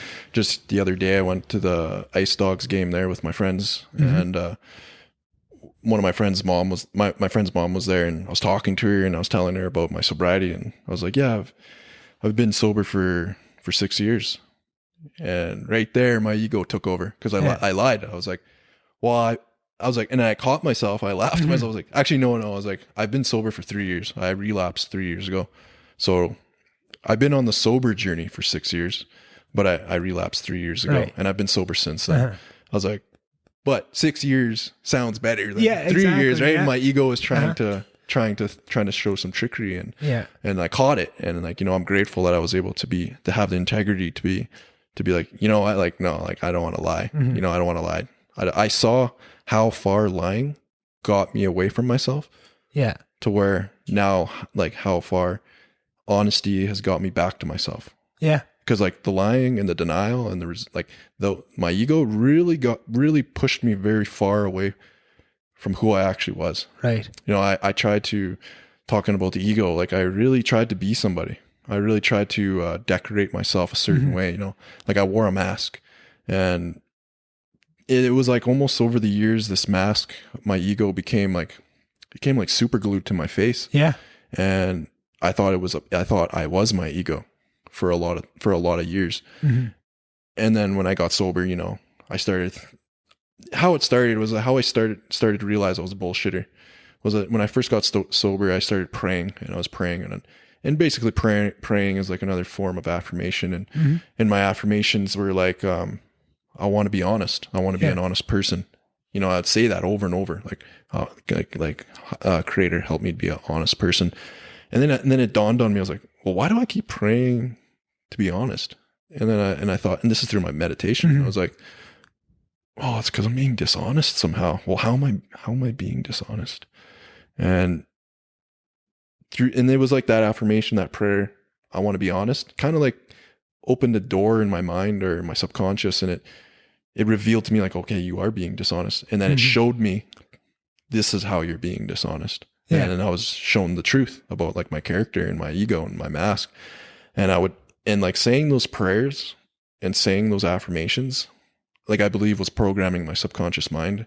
And it was like, that was me pulling off my mask, right? My ego. Yeah. And like my persona, the person I was trying to present to the world, the person I was trying to be, like I wanted to be, the guy that slept with every girl. I wanted the guy to be the toughest guy, like the richest, I wanted to be a millionaire, a billionaire, whatever. I wanted to be the chief of Sarge. I wanted all these things, like I wanted the nice truck, the trophy girlfriend. Yeah. I wanted to be the best hockey player, the smartest kid in school. Like I wanted all these things, right? And like I realized over time that was my ego, my unhealthy ego, like my grandiosity. I realized that over time. And I was like, when I started to really reconnect with myself and who I actually was underneath my ego. Yeah. And I call that my spirit. We all call it different things, I call it my spirit. And when I started to reconnect with my spirit, I started to realize I was like, I actually don't want any of those things. I don't want to be the best. I don't want all these things. And I just want to be good enough for myself. Yeah. And some of those things you might want, but if you just pursue happiness, those things that you do want will fall into place, right? Some of them. If you find that you're chasing those, you'll just push them farther away. But by just trying to be happy and finding things that work you can do to keep yourself happy, it helps to just let those things fall where they may, and certain ones to fall off, right? Like exactly, yeah. Is being the best hockey player really something that's important to you? But maybe being intelligent is one of those things where one of those that you want to pursue. Go ahead. What I found, like for myself, was like a lot of these things that my ego wanted was actually was my shame. It was like a lot of overcompensation for my shame, for how I actually felt. I wanted to be smart because I actually felt like I was a dumbass. Yeah. Like I wanted to sleep with many girls because, well, before I didn't realize that I was gay. So I thought, well, if I sleep with all these girls and, then that means I'm not, and that makes me appear a certain way, if I'm the best hockey player. I believe a lot of men struggle with, performance self-esteem issues, like they base their self-esteem on performance, for sure, like how, like having a nice big truck, big muscles, being popular, rich, whatever it is, right? And there's a million ways you can show up, but I know exactly what you're saying. They base their whole self-esteem on that. But like what happens if you lose your girlfriend? What happens if you lose your truck? Or what happens if you lose your job or you don't make that thing? Like, can you still love yourself? And that's what I found for myself, like, because I realized my ego wasn't serving me. Yeah. Like it wasn't serving me. So I don't know. It's kind of a weird thing because that actually led me to finding myself. Yeah. And like we were talking earlier about what we all want, what we were going to talk about here and how deep we wanted to go. And my ego, it got me in a lot of trouble. Yeah. Like I was saying, I was on probation there when I was 15 until I was 24. And that was like Well, that's like half my life. I was on probation, and that's because, you know, like when I was 15, I was taught, you know, like don't ever let a man disrespect you. Yeah. And I was at a Much Music dance, and I thought someone disrespected me, and I overreacted and I punched him in the face, and I got charged, and I was on probation. And that was all like my ego saying to me, you know, don't let someone disrespect you. Yeah.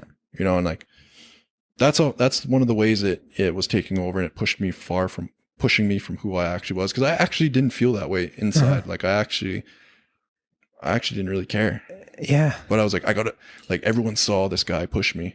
Like, so I can't let everyone see me. Yeah. Just take it. So I want people to see me as this tough guy. Yeah. You know, this guy, you know. You want to keep that narrative that you built up alive, right? Exactly. Because to let go of that, there's so much scary things underneath it that you have to keep it built up, whatever it takes. Exactly. Right? And people, you know, people would say, oh, Twinn's crazy and shit. And I started using that as like, to tell myself, I'd be like, yeah, I'm crazy. Yeah. So I got to be crazy. Yeah. You know, so I'd do crazy things and to hold that image, right? And that was part of my ego. And not to insert myself in there, but growing up with you, because we were such good friends at a younger age, that I was thinking like, man, that doesn't seem like Cody, right? Yeah, like exactly. You were the nicest, like you're funny, you're intelligent, all these things, like everything I knew you for. That was something I never really got. And I think what made me so happy over the last couple of years is seeing where you are now. I was like, oh, there's the Cody I know, right? Yeah, like that's who I know. That was, but I could so easily see, and to hear things now, and just the more we discuss it, it's almost like spotlights go off, or those just light bulbs of, oh, that makes sense. Oh, that makes sense. Right. And there's so much more, right. And you have that for yourself, but it's so cool to see from an outsider's perspective so much of what you were going through, because it helped me make sense, because it never made sense to me. Yeah. Right? Yeah. And probably never made sense to you too, because there was things that you were putting forward too, that you were acting upon that you didn't even realize, right? Like, exactly. It's easy now for us to look back and see things. I use this one because it's easy, because I think so many men can associate with this one regardless of their story, but just having anger is your only tool, right? It's so easy now to look back and realize that, and all the consequences that it had. But at the time when you're growing up, you never realize it. That was just normal, right? Yeah. Having, you know, fucking and fight and be the way to be a man, right? That was kind of what was taught, and that was what was shown, right? And then on top of that, you have hockey culture, which has its own kind of rules and its own rules, and codes, right? and codes and all that stuff. And you don't realize how much of that is playing upon you, and how much your own idea, because you're just trying to find where you fit in this life and in this universe. And you have all these conflicting narratives surrounding you and piling up, and all these stories upon stories that you're trying to navigate the world through, right? And you don't even realize it's so much easier with the hindsight to look back and realize what you're going through. But at the time, you don't realize it. And that's what's so important, right? Like to hear you talk about your sexuality now, I just think back to all the things that, if I try and put myself back into somebody's shoes that would go through that, in just how things were acted upon, both in sports and just in small town life, in an oil field town, it was not looked upon the most ways. And just the pain and the trauma that would be created there is just so not overwhelming, because clearly people get through it, but I feel so guilty a bit, because I know that I was part of it, I'm sure, at points. And I think I like to think of myself as somebody that was on the right side of it and help people through things. But like we had kind of talked about before, even though you are that person, just in how we joked and stuff, we were inappropriate, right? And that's one thing on that aspect. But then also on the racism as well. Like, me and you were talking before, like we'd play football, native kids versus white kids at lunch, right? Like it was nothing a big deal, right? In like grade 5, 6, and wouldn't even think twice about it. But you think about that now, and it almost makes you sick to your stomach. Like, fuck, that's gross that we did that, right? And why didn't the teachers step in? You know, where I have no idea, right? Whatever, like, but that's the way it was. And that's the way it was. But it's so.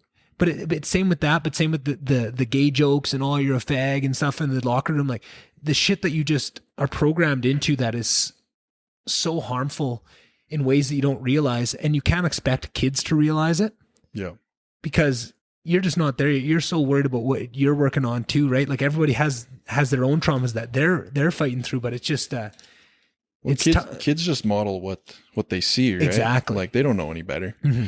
Like a lot of times these kids that said stuff, you know, they heard it from an older person, or they heard it from an older brother or sister or whoever, like a cousin or whatever, and like they didn't know any better. And like you were saying earlier about how like it might not have made sense to me when I was angry and just going through all this stuff, right? And like it didn't. Yeah, it didn't really make sense to me. But like after I came out to myself, let alone come out to the world, then it all made sense. Right. I was like, holy shit! Like it all everything connected. It was like the missing piece. And I bet for a long time after that too, more things like that are falling into play. Oh, that makes more sense, right? Like as you're doing the work moving forward, I bet you for months. So at what age were you when you came out to yourself? Well, I just wanted to say something about the anger too, and like how I was thinking, like anger is not a bad thing. It's not a bad thing. It's an emotion. It's a part of being human. Yeah. And there's a healthy way to use anger, to harness it. And like, it's a lot of anger is like in assertiveness, and, anger is kind of like one of those emotions that push a problem away. Yeah. Like if something, like, if someone's bullying you, you get angry and you say like, you stand up for yourself. That's a healthy way of using anger. Yeah. But there's unhealthy ways of using anger, and there's a lot of ways that I use it in an unhealthy way. But after it came out, I really understood like where that anger, like I was like, oh, that's where a lot of my anger comes from. A lot of my rage comes from. And I was able to have more compassion for it. Like, and now when I see other people get angry, I'm like, there's something going on with them. Like I don't have to take it personally. I don't have to take their anger personally. Yeah. But I mean, that doesn't mean I'm going to be a pushover and just like let someone shit on me or let someone, try to bully me or be a tyrant. Like I'll still stand up for myself, but I can do it in a much healthier way. Yeah. But I was just thinking about that when you're talking about anger and just being confused, like not understanding like why I changed over time. That was one of the things my mom said to me, was like, she's like, it was like all of a sudden when you turned around 14, she's like, you just became angry, and I didn't know why. Yeah. And like I didn't really know why either, to be honest. Like I wasn't really some gay men. They knew right away when they were kids and they're young, and they figured it out, and they accepted them. Like they accepted that they were, or they understood that they were, but some people, it takes time for some. It's a process. It's different for different people. And everybody's different. Everyone's different. And for me, it was like, I wasn't very conscious of it. Like I didn't know, like I wasn't like walking around. I wasn't walking around or going to hockey games or hanging around my friends consciously knowing like, okay, I'm gay and I'm hiding it. Yeah. Like that was the weird thing for me, was that it was all in the unconscious. I pushed it away. I just pushed it. I repressed it. I denied it. I tucked it away. I hid from it. I got really good at I'm a person of strong will. So I was able to like will those thoughts or feelings away. And you have a strong ego. Exactly. And I would never accept it. Like I would never address it. I would never think like maybe, I just like, I think the first time it happened, I was like 11 or 12. And I think a thought came up, and I just immediately was like, nope, no, that's not true for me. No, I'm not, I'll change. Like if there's any part of that, I'll change it. Yeah. And, that's kind of how it was for me. And then it wasn't until I came out of treatment, like it was actually at my first sweat lodge, is when I was in the sweat lodge and I was sober. And all of a sudden my inner voice was just like, Cody, you're gay. And again, I was like, fuck that. No, I'm not. Yeah. I was like, I have a girlfriend at home who's waiting for me. I was like, me gay? I was like, no, I don't think so. All the stories you'd built up just conflict so hard. Those ego stories, like that was my ego right there saying like, 100%. Nope. Right. Yeah. Nope. And I went in back into denial, and I went through two more relationships, and it wasn't until my last relationship that I actually figured it out. But like it goes back when I first must have started having feelings about it. It started with my addictions. I had these feelings, and I started getting, like I was telling you when you picked me up from my apartment there, I was telling you like how I got into psychology and spirituality and mindset and personal self-development growth, and how it all started for me. I got interested in the mind when I was like 11 or 12, and I started getting anxiety, and my mom bought me this book, like How to Calm Your Nerves. Yeah. And it was talking like the biological reasons for anxiety and stuff. And so I started getting interested in the mind and psychology, and I read that book like 3 or 4 times, and I was like, okay, I have a pretty good understanding of anxiety. And I talked to my dad, and I was like, Dad, like I have this feeling. And he's like, well, that's anxiety. He's like, yeah, he's like, you probably have it for the rest of your life. And I was thinking, I was like, what? Yeah. What? I was like, I don't remember ever having this before. Yeah. Not knowing at that point in my life that a lot of it was connected to my sexuality. And I didn't understand that, you know, like I had this anxious feeling because I was like, oh, I don't want anyone to figure out subconsciously, but consciously I didn't, it was weird. I didn't know because I think I was just so afraid, and I was just so like,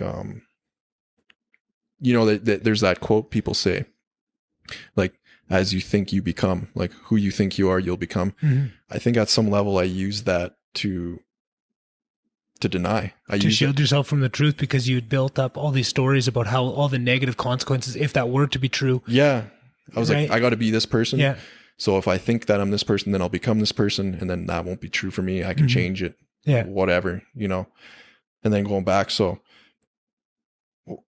how it started was I started getting that anxiety, and I started reading that book and started learning about the mind. And then I found alcohol. Yeah. And alcohol was the remedy to my anxiety. You know, it made that anxious feeling go away. You know, it made me more social, more open. Yeah. I thought it made me more friendly. I thought it helped me.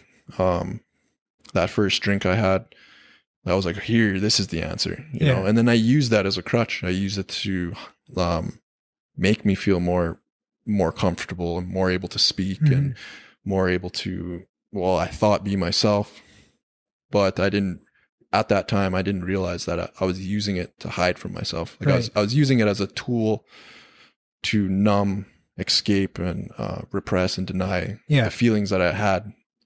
Because I didn't have any understanding of meditation, or I didn't have any understanding of like... You had no tools in your toolkit other than anger, right? Like that's what I'm saying. It sets us up. It sets us up as men for failure a lot of times because we don't have those tools, right? Not everybody's going to come up against the same things, but when you're armed with a wrench, that's your one tool in life emotionally. You're going to get into some situations where you need a screwdriver, you need a hammer, right? Like that wrench can work for some things, but when you're not equipped, you turn to things like alcohol, which is a tool in itself, right? It can be used for good or it can be used for bad, but there's no instruction manual for when you pick up your first drink. There's no real knowledge explaining all the downsides and all that kind of stuff. You're left to figure it out on your own, right? And by not arming young men with these tools, you are narrowing their path for what they can fall into, right? Yeah. And that's a very unfortunate part of just the nature of kind of where society's gone to, right? Well, and one of the things like about role models too, like there was nobody in my life that I knew that was older, that was gay, that was a hockey player, that was like a tough guy, or like, I never saw like, I didn't know that like gay men can be masculine too. Yeah. Like I thought that gay men were just feminine and like flamboyant, and there's nothing wrong with that, but I didn't. It's the only model you had to go off of. Exactly. Right? And I never heard, and you probably didn't see yourself as that. So it was even tougher to let those thoughts even manifest because you're like, I'm so sure that I'm not that. Yeah. Right? I don't know what I am, but I know I'm not that. That one picture you have of it, right? The stereotype, right? Yeah. Like, and that's one of the things I said to myself, I'm like, well, I'm not like that. And I like hockey, and I like hunting, and I like fishing, and I like fighting, and I like doing these things. And, you know, so that doesn't add up to me. I have girlfriends. I like girls, you know, and like, well, I'm emotional. I like girls emotionally as friends, and like I really connect with them, but I was trying to force like a sexual relationship with them when it wasn't there for me, and I didn't understand that part. I just thought like, you know, well, I just got to find the right girl, you know, and then when the right girl comes, then it will work.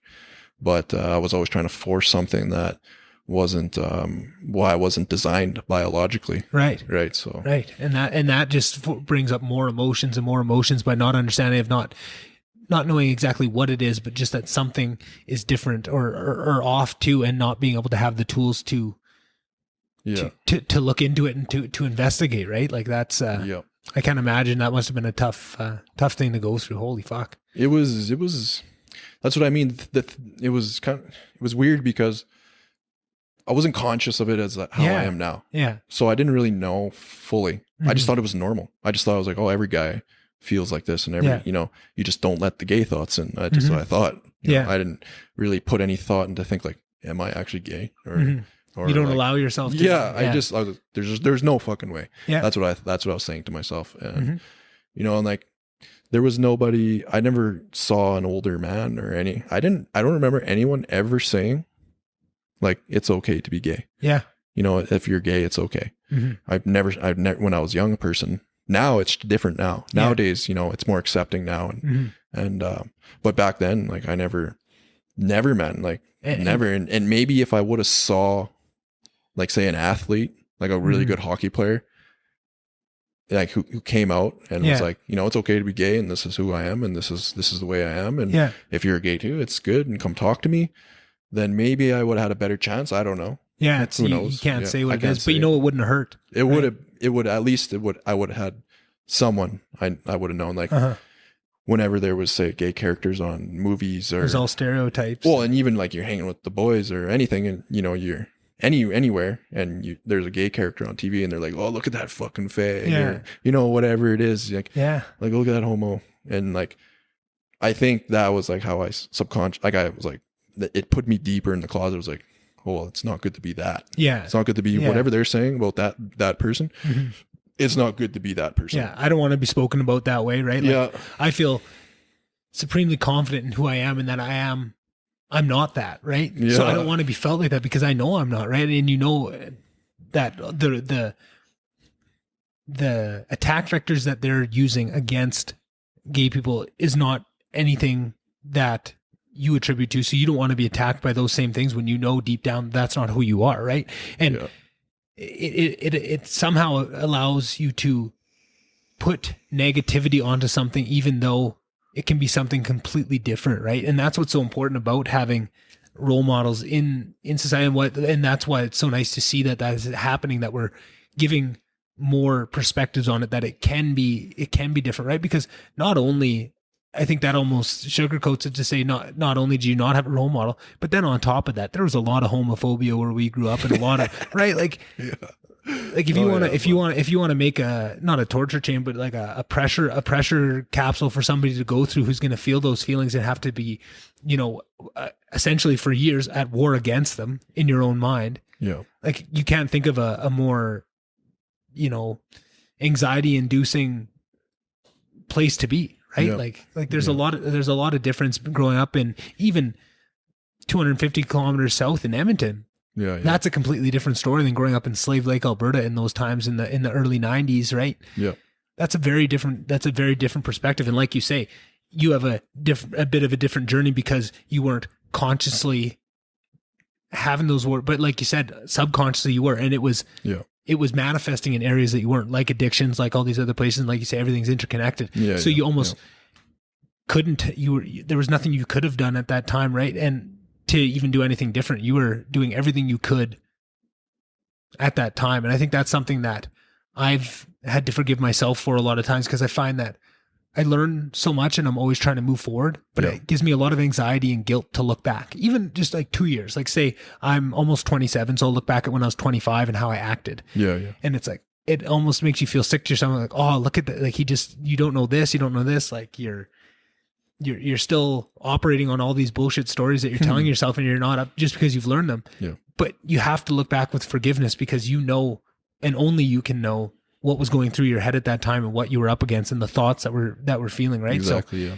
and to know that there was nothing really you could have done differently, right? Like maybe there's some people that got hurt along the way, but have you, I guess I feel like I'm just rambling before I'm trying to put this into a question, but have you forgiven yourself for the harm that was caused by not knowing that? Like I feel like because you didn't fully get to explore your sexuality, there was a lot of things bottled up, that because you were not taught any tools other than anger, that's how they made it out. Because of that, people got hurt, right? Like I don't see it as you needing to forgive yourself, because I don't see that as your fault. I see you doing the best you could with what you were equipped with. Yeah. But I imagine if I put myself in your shoes, even though a lot of the times I can think back of when I've hurt people, even though I've done all the work to go back and think of like, I've forgiven myself because I know I said this because I was mirroring my own insecurities about this or that, and I can kind of forgive myself, but I really struggle with it. Yeah.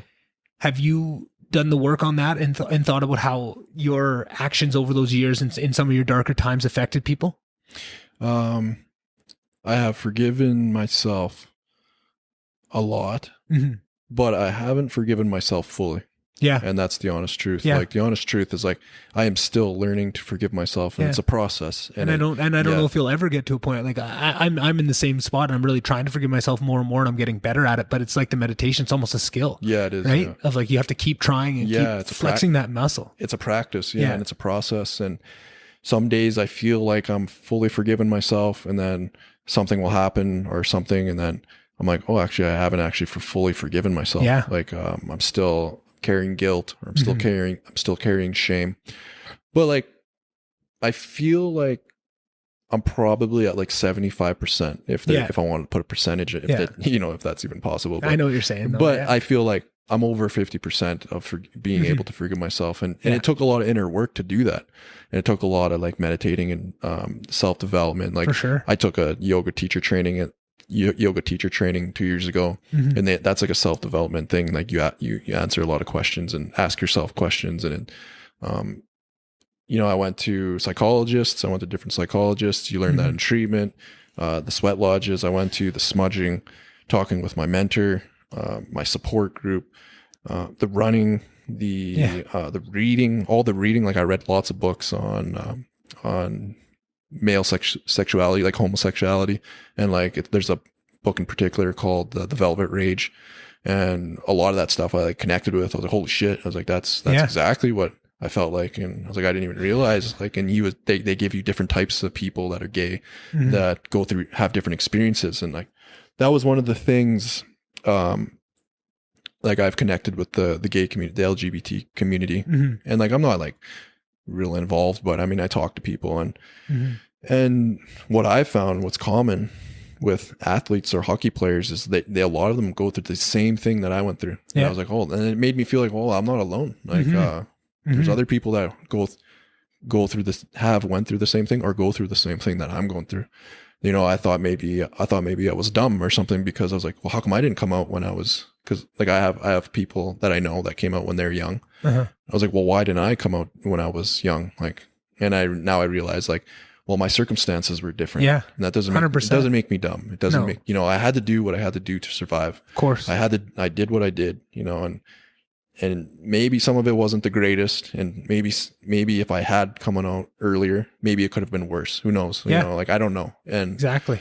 And today, like, I'm able to accept that. But there's still things, I'm still cleaning up the wreckage, and I'm still making amends, and I'm doing my best to walk in a good way and talk in a good way and be in a good way. Yeah. Like, I'm doing my best to be a good person and be healthy. Like, I want to be a healthy person, and like, I want to be a person, hopefully, like, if I could talk to kids, or I could talk to people, or I can go to hockey teams and say, they're like, maybe there's a gay kid on this team, and he's in the closet like I was, and I just want you to know that like I was once there, and you're not alone, and it's okay to be gay, and if you're gay, it's okay, and if you want to talk to me, you can talk to me, and this is what I went through, and this is how it was for me. And today I'm at a place where I accept myself, and I love myself, and I'm forgiving myself. I haven't fully forgiven myself. I don't want to lie and say, I've forgiven myself when I haven't, but I've forgiven a lot of myself. And I could be that role model, or I can be that person that can be a role model. Yeah. And someone that, like, there wasn't anyone in my time that I knew. But maybe I can be someone in this time, and it could be a little bit easier. It's kind of like a sacrifice in a way. It's like, well, I had to go through these hard things, and I can give back my experience and my knowledge, and hopefully help, anyone else that might. Yeah. So I was saying, when I was talking to some people, and there's some hockey players and there's some athletes, and they're like, like I didn't know until I was older, and I didn't, I just kind of thought, whatever. I didn't really address it. And like, for me personally, like, even like for myself, like, I used hockey as a way to even escape myself. Like, I used it as a guard, as a cover, like when I started getting better at hockey, I was like, okay, like, this will direct the attention. Yeah. No one will think I'm gay if I'm good at hockey, right? That's the understanding you have at that point, because you don't understand that there's more factors to it, because you're just working off of stereotypes, right? You have no knowledge to actually work with. Exactly, yeah. Yeah. And I didn't really know it. Like, I didn't, that's the weird thing. That's why I like, how could I connect this? There's a reason, like, I wasn't conscious of it, but when I look back in hindsight, there were moments when I realized that I was doing that, but I tucked it away in that moment. But now looking in hindsight, now I remember, I was like, oh yeah, I remember I was thinking that.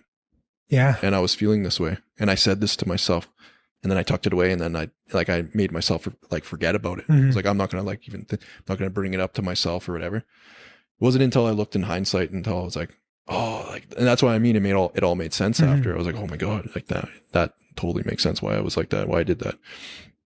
But it also connects to, like, I don't know if you know this, but after I relapsed 3 years ago, basically after I came out, I got suicidal, and I was suicidal for 3 months.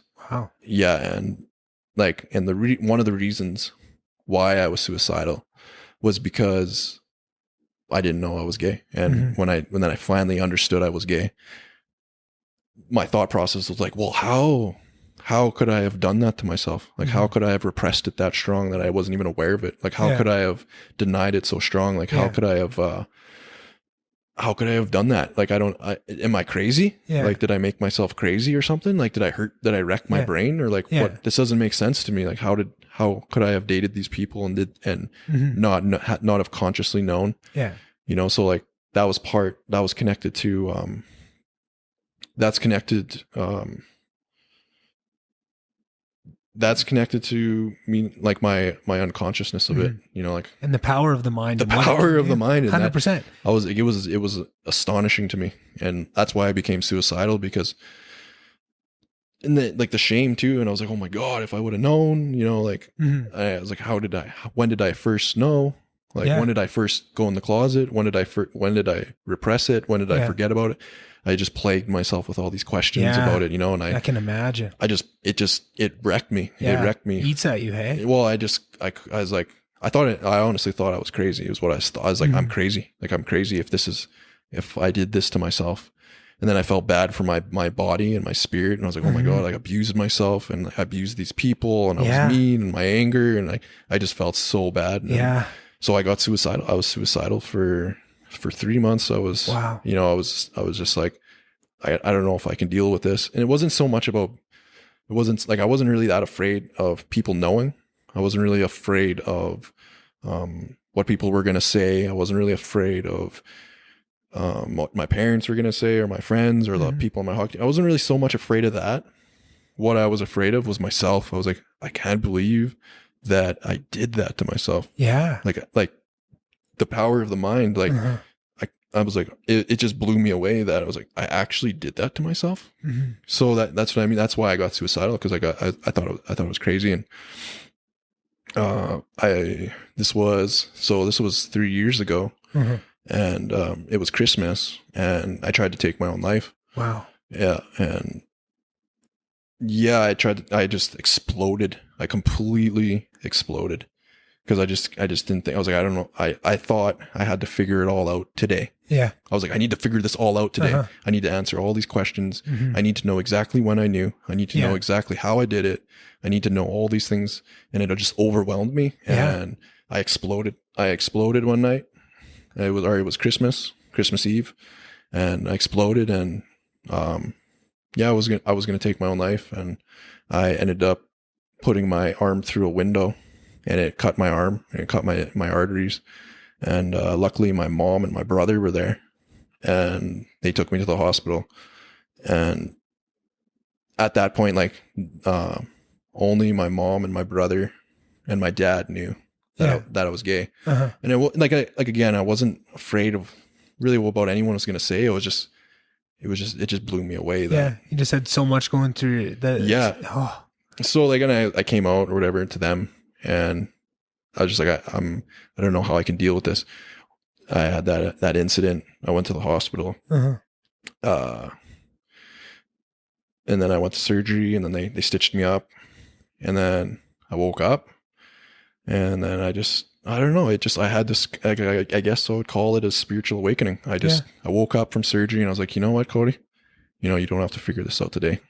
Like you're going to get through this. Like I want to live. I want to be alive. Like you don't need to figure out all this stuff today. Like it'll come. Yeah. It will come. But I have a whole story about how this all came to be. If you want me to share it, it's like, I do. How I got to this, so I guess it began my coming out journey came out when I was in treatment, and I went to that first sweat lodge, and like I said earlier, my inner voice said, "You're gay." And I was like, no, fuck that. Like, no way. So I immediately went back in the closet, and I was with this girl, and I came back from treatment, and I was only sober for 2 or 3 months after I came out of treatment, and I relapsed, and it all started with one drink, and then the next week it was 3, and then 6, and it just progressed. And next thing you know, like I'm flipping trucks, and I'm like, at this point I'm also on conditions too, and I'm on probation. Well, I remember hearing, and not to disrupt your story, but that was again when you were on probation, and I would hear these stories of you running through the reserve to get into the house before the parole officer got there to check. Exactly. And I was thinking, like, man, this is not the Cody I knew. Like I knew something was different, and now to hear this, it makes so much sense, right? But just at the time, it definitely didn't. I didn't know what it was, but I knew something was different because I knew it wasn't my childhood friend that was so full of joy and happiness and creativity and all that stuff. Sorry, didn't mean to interrupt. Yeah, no, so no worries. So I was in treatment. So yeah, I relapsed. And I was flipping all these trucks and stuff. And I guess like before, the reason why I went to treatment was because I got charged with dwelling in a house unlawfully on a New Year's party. We were at this New Year's party, and this guy came and started trying stabbing people and stuff. So we a bunch of us beat the crap out of him. Right, we're all blacked out. It's New Year's, and we're messed up. And I had this incident where I kicked in a window. I got mad at my ex and kicked in a window and whatever, and I took off, and the cop, they charged me for that, and fair enough, right? Like that was real stupid of me. Yeah. Anyway, so I got charged for that, and originally I got charged with break and entering, and that's a serious charge. Like that's automatic jail time, and I didn't know at that time. Like I didn't know that it was that serious of a charge, and I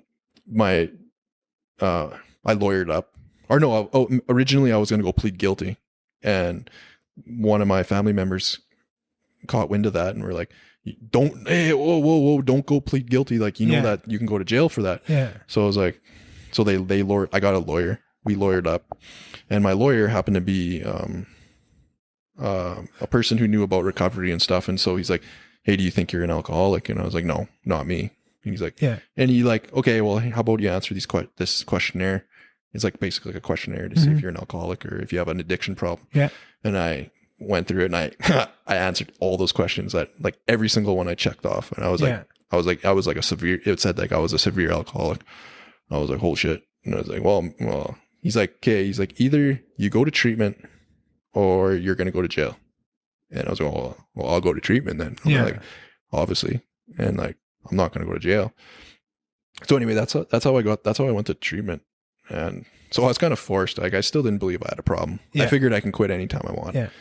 That was a beautiful thing that I went to treatment. So anyways, I went to treatment. They went to that right treatment, and that it called to you. Yeah. Right? Like, everything's so connected. Yeah. Everything's so connected. It's it's so strange. And like, you want, like, talk about hippy dippy stuff. Like, I don't know. This is just the way I saw it, is like on my way to treatment, I saw these 2 big bald eagles on a deer carcass. Yeah. And there's all these ravens surrounding this deer, these eagles. And I made eye contact with those eagles, and I don't know, it just seemed, for some reason, it seemed significant to me. And like the way my brain was processing it was like, oh, this is like the death of something. Like there's these 2 eagles that are powerful. And in my culture, eagles are very like, they're like leaders, and they're like, they can foresee, like they have great vision. Yeah. So I was like, and then they're on that deer carcass and there's like all these like ravens around them. And my brain was telling me like, you know, those black ravens are like your problems. And like that deer is also like a problem and those eagles are on there and whatever. So whatever, you know, I just kind of was like, that's how I was processing it. And then it was my last day of treatment and I went for a run and I was just like running or whatever. And then I look up and there's these 2 bald eagles just like flying together. Yeah. Like, and they're young, like young eagles. And I looked up and I was like, whoa. And to me, my brain was like, oh, this is like new birth, you know, like babies, like new life, a new start. And then, I don't know. So I don't know. I just thought about that. Yeah. As I was thinking about treatment, I really enjoyed treatment. Yeah. So yeah, anyways, back to the story. So I relapsed. I was relapsing and, I relapsed for 6 months after I came out of treatment. And like in that time I flipped my dad's truck and like almost died. And I got away from that. And, I got in all kinds of fights. Yeah. And I fought my friends and it was rough. You know, I was disrespectful to my ex and we broke up and I was on a binge, man. Yeah. Like a real rank binge. And what happened was, I just kept lying to myself. That's the tricky thing about addiction. Like I was just like, well, if I don't black out, then I'll be okay. And then, you know, not even considering like, holy shit, I flipped the truck. Yeah. You know, I'm on conditions. I'm not even supposed to be out. Like, I'm fighting, you know, I'm cheating. I'm doing all kinds of rough things, you know, and like, that's the power of addiction. Like it completely blinded me from those, but my rationale was like, well, as long as I don't black out, then I don't have a problem. Right. And then finally one day I blacked out and I did all kinds of crazy stuff that night that I don't really fully remember. I woke up that night and I was like, it just hit me. Like it just hit me like a ton of bricks. I was just like, holy shit. I was like, I think I might be an alcoholic. Everything they said in treatment that was going to happen, it happened. Like they said, it starts with one drink. And like not everyone's an alcoholic. Everyone like some people are born with like a disposition where alcohol affects them differently biologically. And I'm one of those people. Yeah. And I didn't understand that at that point, but they explained that to me because I didn't believe that I was one of those. Right. I always thought like I could control it and stuff. I didn't understand. And now I do. So anyways, I relapsed and I was like, I woke up that morning and I had a moment of clarity and I was like, holy shit, I think I might be one of those alcoholics. Yeah. Like look at it all started with one drink and look at all this evidence so I was like, I got to stop. I was like, I have to stop. So I stopped and I stopped for 2 years. I stopped. That was when I first stopped drinking. And those 2 years, like they call it in addictions, they call those the terrible twos. Yeah. Because if you've lived a life of drinking and drugging, a lot of times you're not used to feeling your feelings. And so those first 2 years, everything was so raw. Oh, especially because not just to add to that is we're not taught these tools of how to feel our feelings, how to feel our emotions. Then from a young age, even though society hasn't taught them to you, when you hit that age of, 13, 14, that's where you start to develop your own tools and and usually that takes a long time if you're not handed them to you as a young child.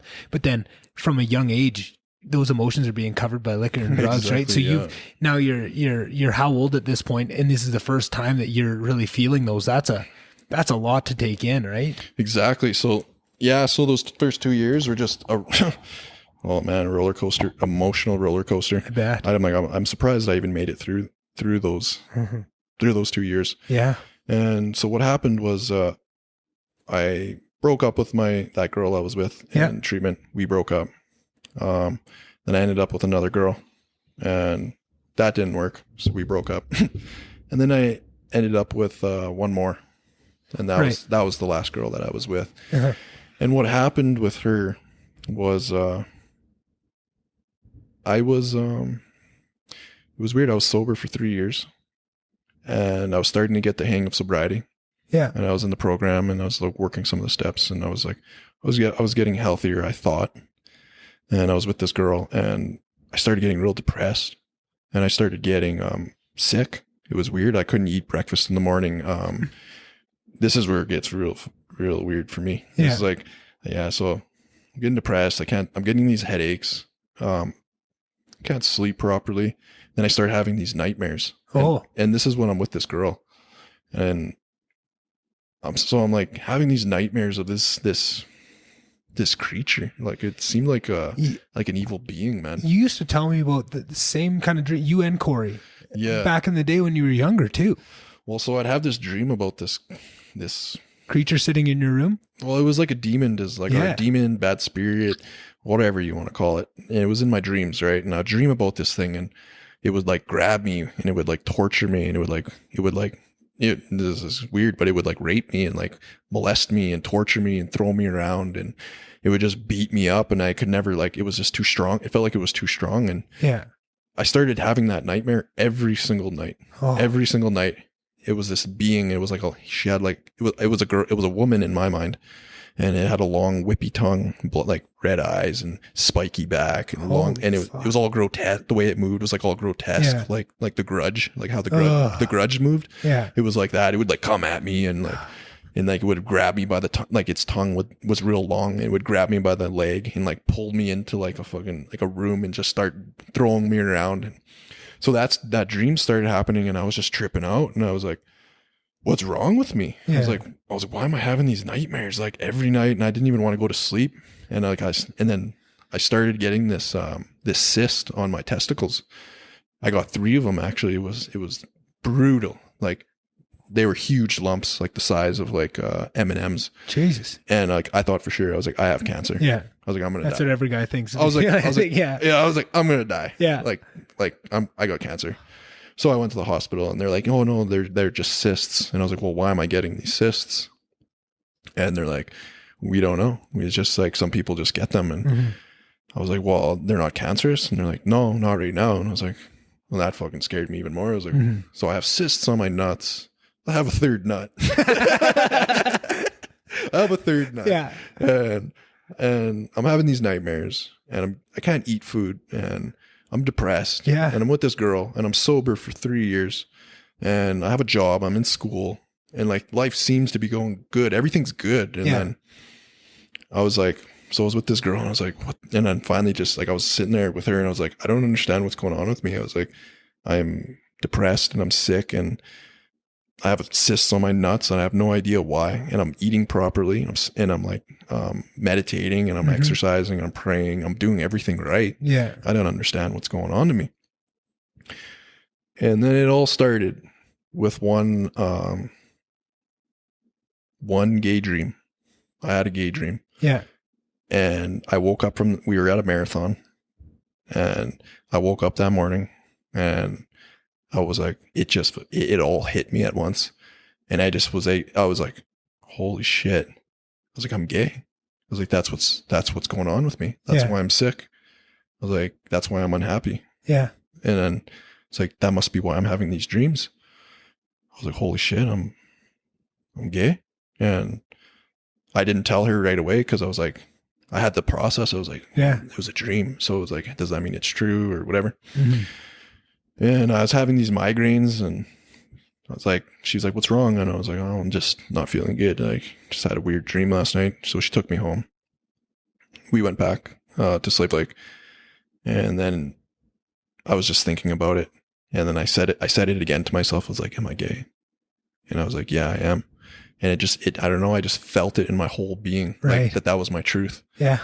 And I was like, oh shit. I got real scared. I was like, oh fuck. I was like, what the fuck? I was like, how could this be real? Yeah. And this is the interesting part, where those nightmares just completely went away. Wow. That being completely went away. I didn't have a nightmare after that. Those cysts on my nuts completely healed. They're gone now. You know, all of a sudden I was able to eat and stuff, and you know, like all those physical manifestations started to fall away. Everything went away, and I was like, holy my God. I was like, that's what's going on with me. So I told her, I came out to her, and then that's when I started getting suicidal, because I was like, I couldn't believe like all the dreams and everything, all that stuff went away. Yeah. And they've been gone since. And I was like, I got suicidal because I couldn't believe, like, I was trying, like I said before, I couldn't figure out what was going on. Like, how could this be? Yeah. Trying to figure it all out and stuff. You have so many questions and so many things you want answers for that take time. And yeah. And so after I was in the hospital, I came out from my, when I was getting surgery or whatever, a thought creeped in my mind. I was like, well, maybe I'm bisexual. And, right. and I was like, so I called up that girl and I was like, so do you want to you want to try again? Like, maybe I'm bi. She's like, whatever. Yeah. And so we hooked up one night, and that night, that being came back, grabbed me by my cut up arm, lifted me in the air. Like in my dream, it was invisible. And then in my dream, I exclaimed to it. I was like, I'll stop. I'll promise. I'll stop. And then as soon as I said that, it just stopped. It just like, all of a sudden it dropped me and I woke up and I was like, oh my God. I was like, holy shit. And so that's what I mean. I was like, oh my God. And I started thinking about the power of the subconscious mind. Yeah. And I started thinking about my mind, and I started thinking about my psyche, and I started studying like archetypes and Carl Jung. And I was like, wow, the mind is that powerful. Like, it's literally that powerful. And like now looking in hindsight, so I stopped messing around. Like I ended it with her. Now I don't mess around anymore. And I stay true to myself as best as I can. Yeah. But after that, I started studying the mind, like really studying the mind, and started like, I was trying to process that. I was like, well, what was that being? And this is the best interpretation I can come to, is that being was my shame. Yeah. And my subconscious mind my being ultimately wants homeostasis, and it ultimately wants me to be in a state of balance. And like, I was denying it for so long, repressing it for so long, lying to myself, hiding from myself for so long, that I created like an archetype in my psyche, in my unconscious mind. And subconsciously I did this, and what it was trying to do was bring me back to my truth. And like, this being was like a metaphor or some symbol for my shame. And that shame was trying to show me like, this is what you're doing to yourself. Like, so it was trying to scare me to the truth, basically. And like, I wouldn't listen to it until I had that gay dream, and I was able to acknowledge it. And like, the way I kind of saw it was like, that being was like feeding on my guilt. Like, it was my shame, my insecurities, my lies, like everything that I was doing was like kind of like strengthening this being in a way. And then when I stopped feeding it, I stopped having those dreams, and it was like, that was my subconscious mind's way of saying like an indicator, like, this is what you're doing. And this is like this is kind of like, I don't know, like a barometer, I guess, like kind of saying like an indicator, like, this is, it was trying to show me something. And now I look back and I'm like, oh my God, that's what that was. Yeah. And now like, I'm at a place where I'm like grateful for that. Like, I'm grateful for my shame, because I kind of got to a place now where I understand that my shame is connected to the truth. Like, my shame, when it seems like, for me, if I'm not behaving in a truthful way, then shame activates.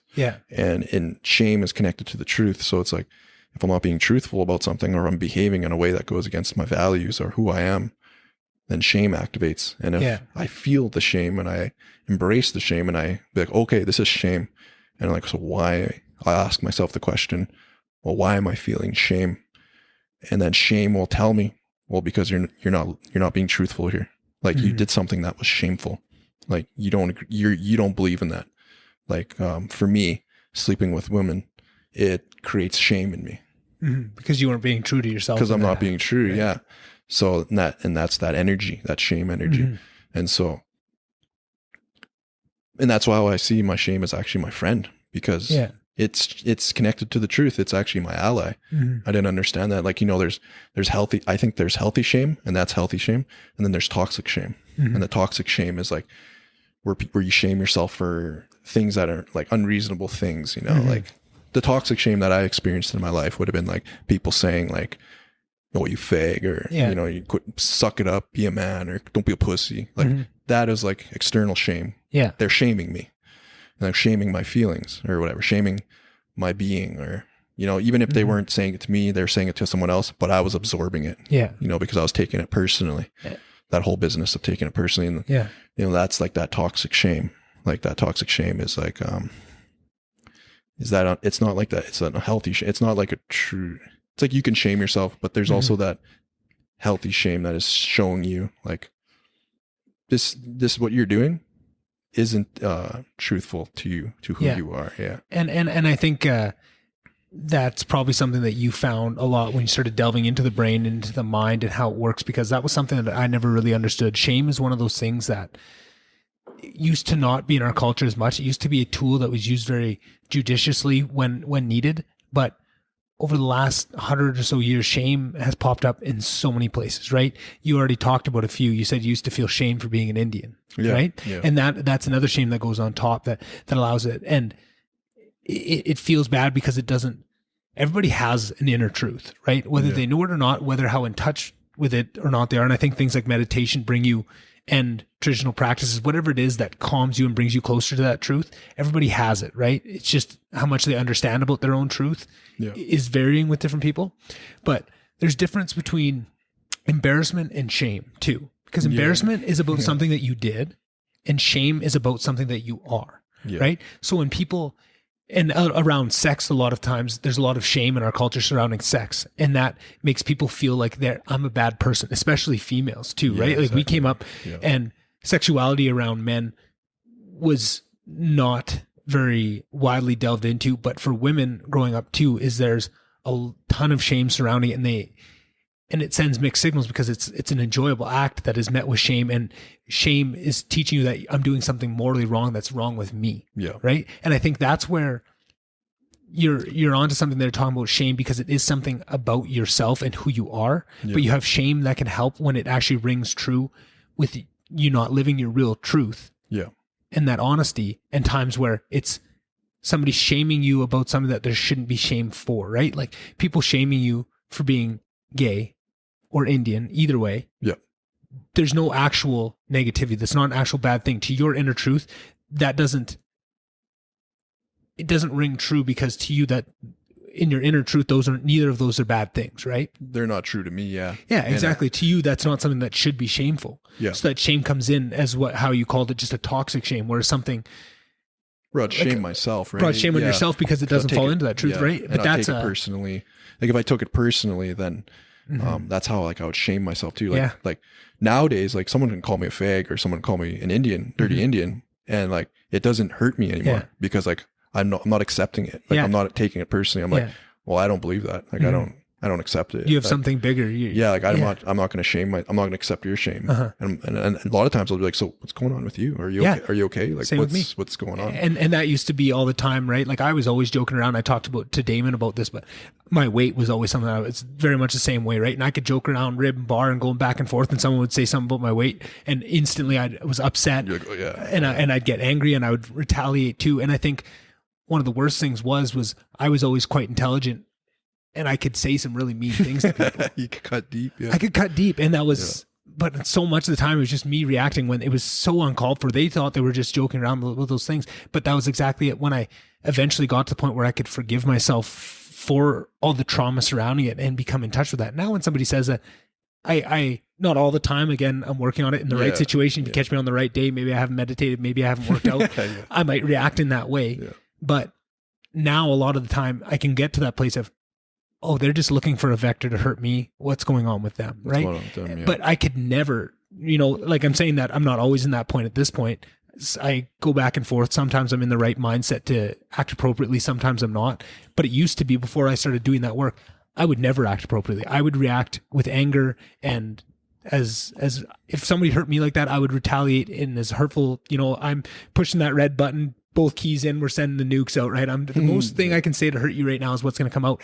And that was my only outlet. That's all I had when I would felt those feelings, right? And there's a couple other things that were big, deep triggers like that, like about my weight. Like a lot of times I was talking with Dame about like growing up with my dad being such a powerful figure and always looking at that of people saying, oh, well, that's just all given to you. And right. And then all the hard work that I've ever done always feels invalidated because people just think that it's given to me. Right. And there's certain things like that everybody has their own traumas, but in doing that work to forgive yourself, now that attack vector falls off and it almost an armor comes up, and now somebody calls you a fag, it doesn't feel the same way, right? No, and someone calls me fat, doesn't feel the same way, right? Like, and I'm very aware of what I look like and how I'm working and the effort I'm putting in to maintain these things and working on those issues, that it doesn't hurt, it doesn't have that same sting. And that's a powerful thing, that it's so scary to go into that deep work and to do that shadow work and go into the dark corners of your mind and find those things. It's not a fun journey by any means, but it's worth it. It's worth it. Exactly. And that's what I feel like people like yourself that can say that and come through on the other side and show that,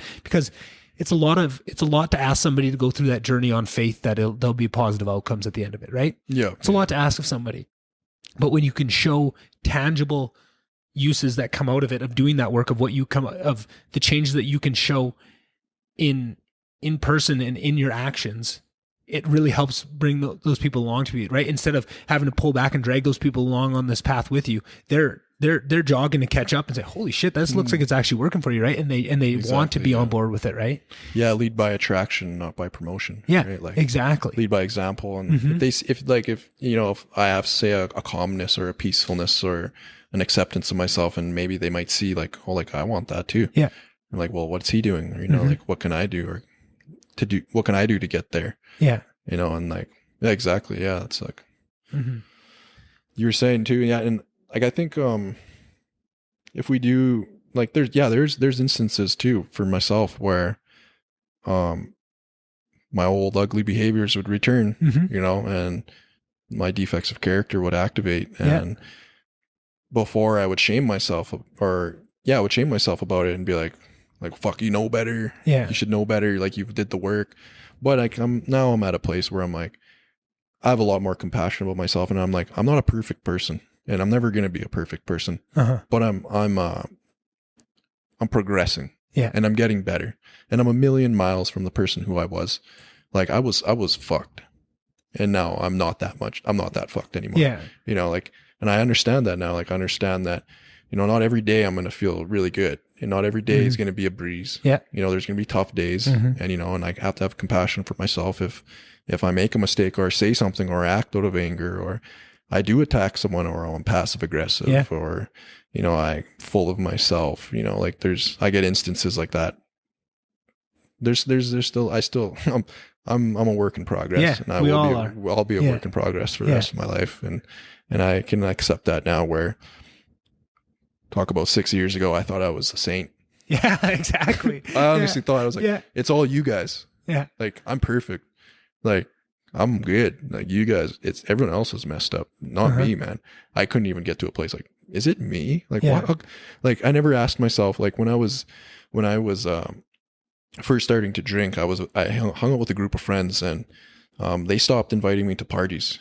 And I took that real personal. Yeah. And I was like, like, you guys are assholes, and like, why don't you get, like, it's all you guys, and you guys are bullies, and why are you excluding me? And like, the big pity party thing, right? And then I never actually thought to myself, is it me? Like, why don't they want to hang out with me? Like, what is it that I'm doing? And like, the truth was, like, I was unmanageable when I drank. Yeah. And like, I would get rowdy, and I'd lose control of myself. And like, I don't blame them today.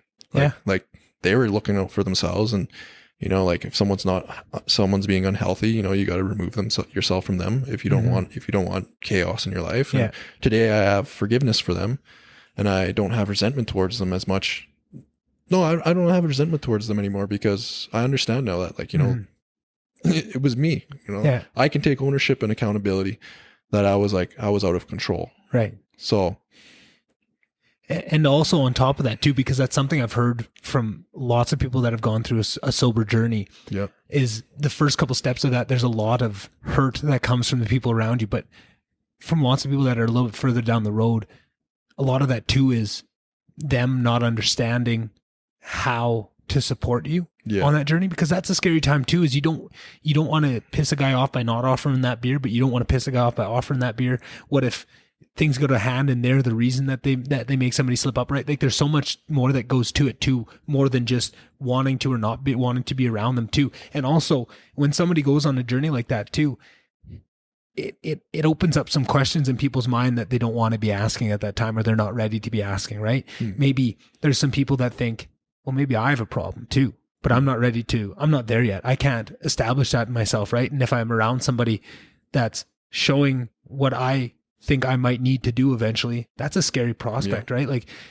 somebody that deep down worries they might be an alcoholic, they're deathly afraid of people in recovery. Yeah, it does.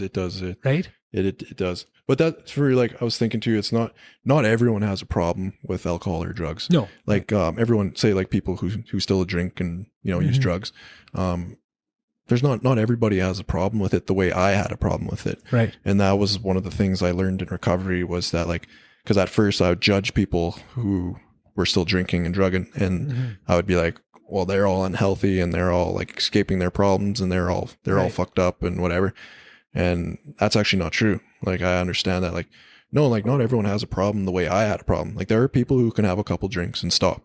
There's some people who can use some drugs and smoke weed and whatever their poison is, like they can use it responsibly and stop and have a good night. Yeah. And, socialize and dance and sing and joke around and stuff. They can have good nights. But me, I couldn't. And I got to a place now where I'm able to understand that and be like, okay, no, they're not unhealthy and they're not bad people. And, maybe like they don't have a problem, but I had a problem.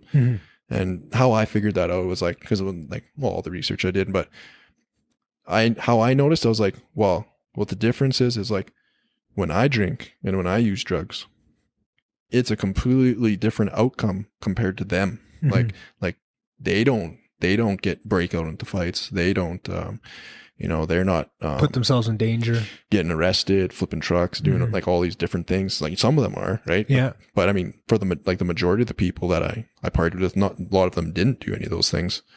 So that took me a while to get to a place where I'm like, okay, not everyone that uses substances have a problem, because that was my misconception when I first got sober, because I thought, I was like, oh, everybody needs to quit, everybody needs to get sober, everyone needs spirituality and a higher power. That's what I thought, but I was young in my recovery, and today I have so much more peace and so much more basically love for people, because I'm like, I'd be on Snapchat and I'd be seeing people drinking and partying, and I'd be scrolling through Snapchat and I'd be looking at them, and I'd get that FOMO, like fear of missing out or whatever.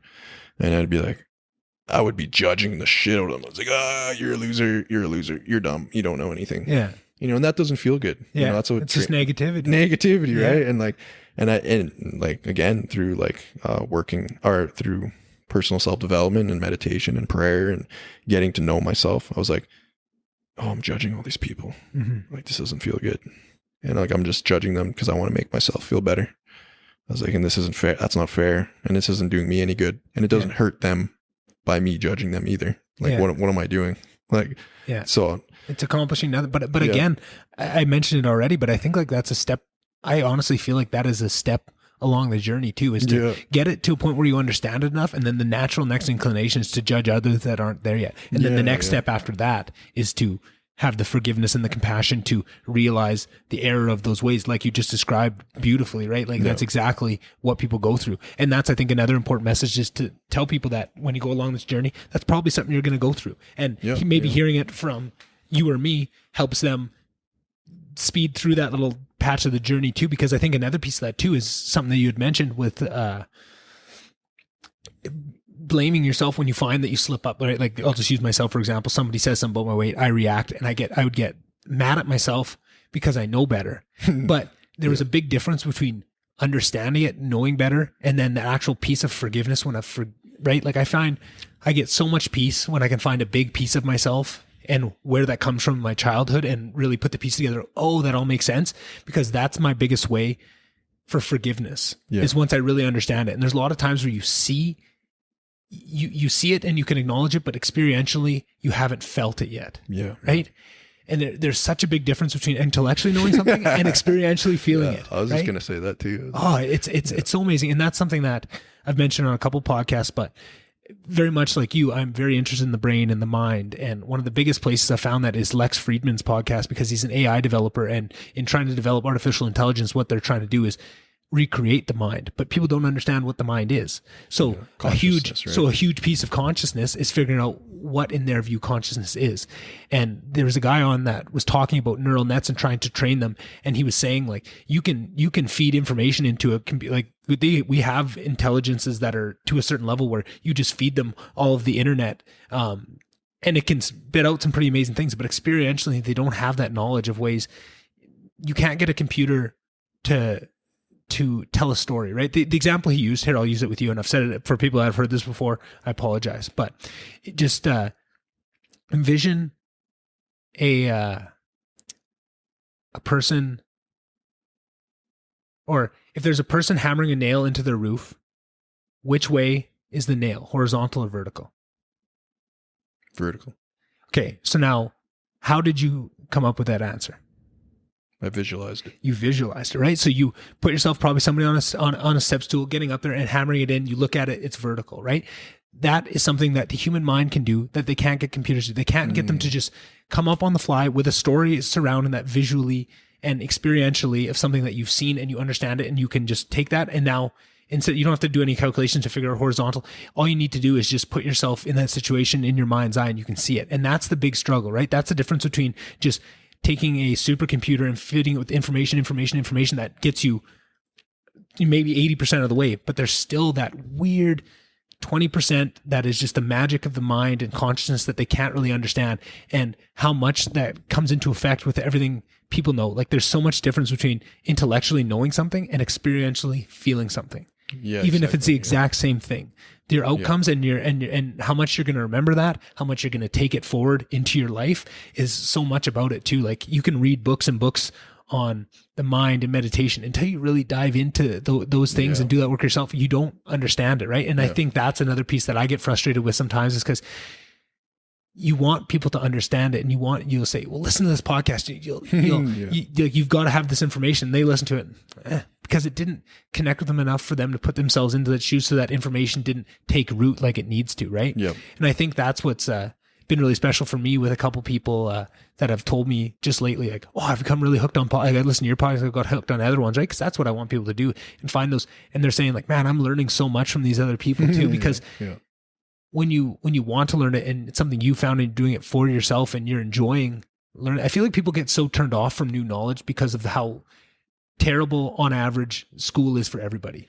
Nobody really loves school, right? And it kind of teaches you that learning things is painful and that it's not enjoyable and it's a task. But learning things can be so enjoyable, and especially learning things about yourself. I find that's one of the most rewarding things, is learning something about yourself that or even remembering something you knew about yourself that you weren't being honest with yourself about, right? Or you had too many narratives and too many stories floating around for you to really drill down on that truth, right? Yeah, it takes a lot of humility and courage and honesty to be really to want to know yourself and want to improve, and like learning uncomfortable things. Like learning is like, something has to die in order for you to learn something. Like if you had an idea of something and then you learn that there's a different way of doing something, you have to let go of that old idea. And I think that's what some people are like afraid of and like are uncomfortable with. Like even myself, like I had to let go of like a lot of like ideas, like I thought, like of my life, of I thought that my life was supposed to be.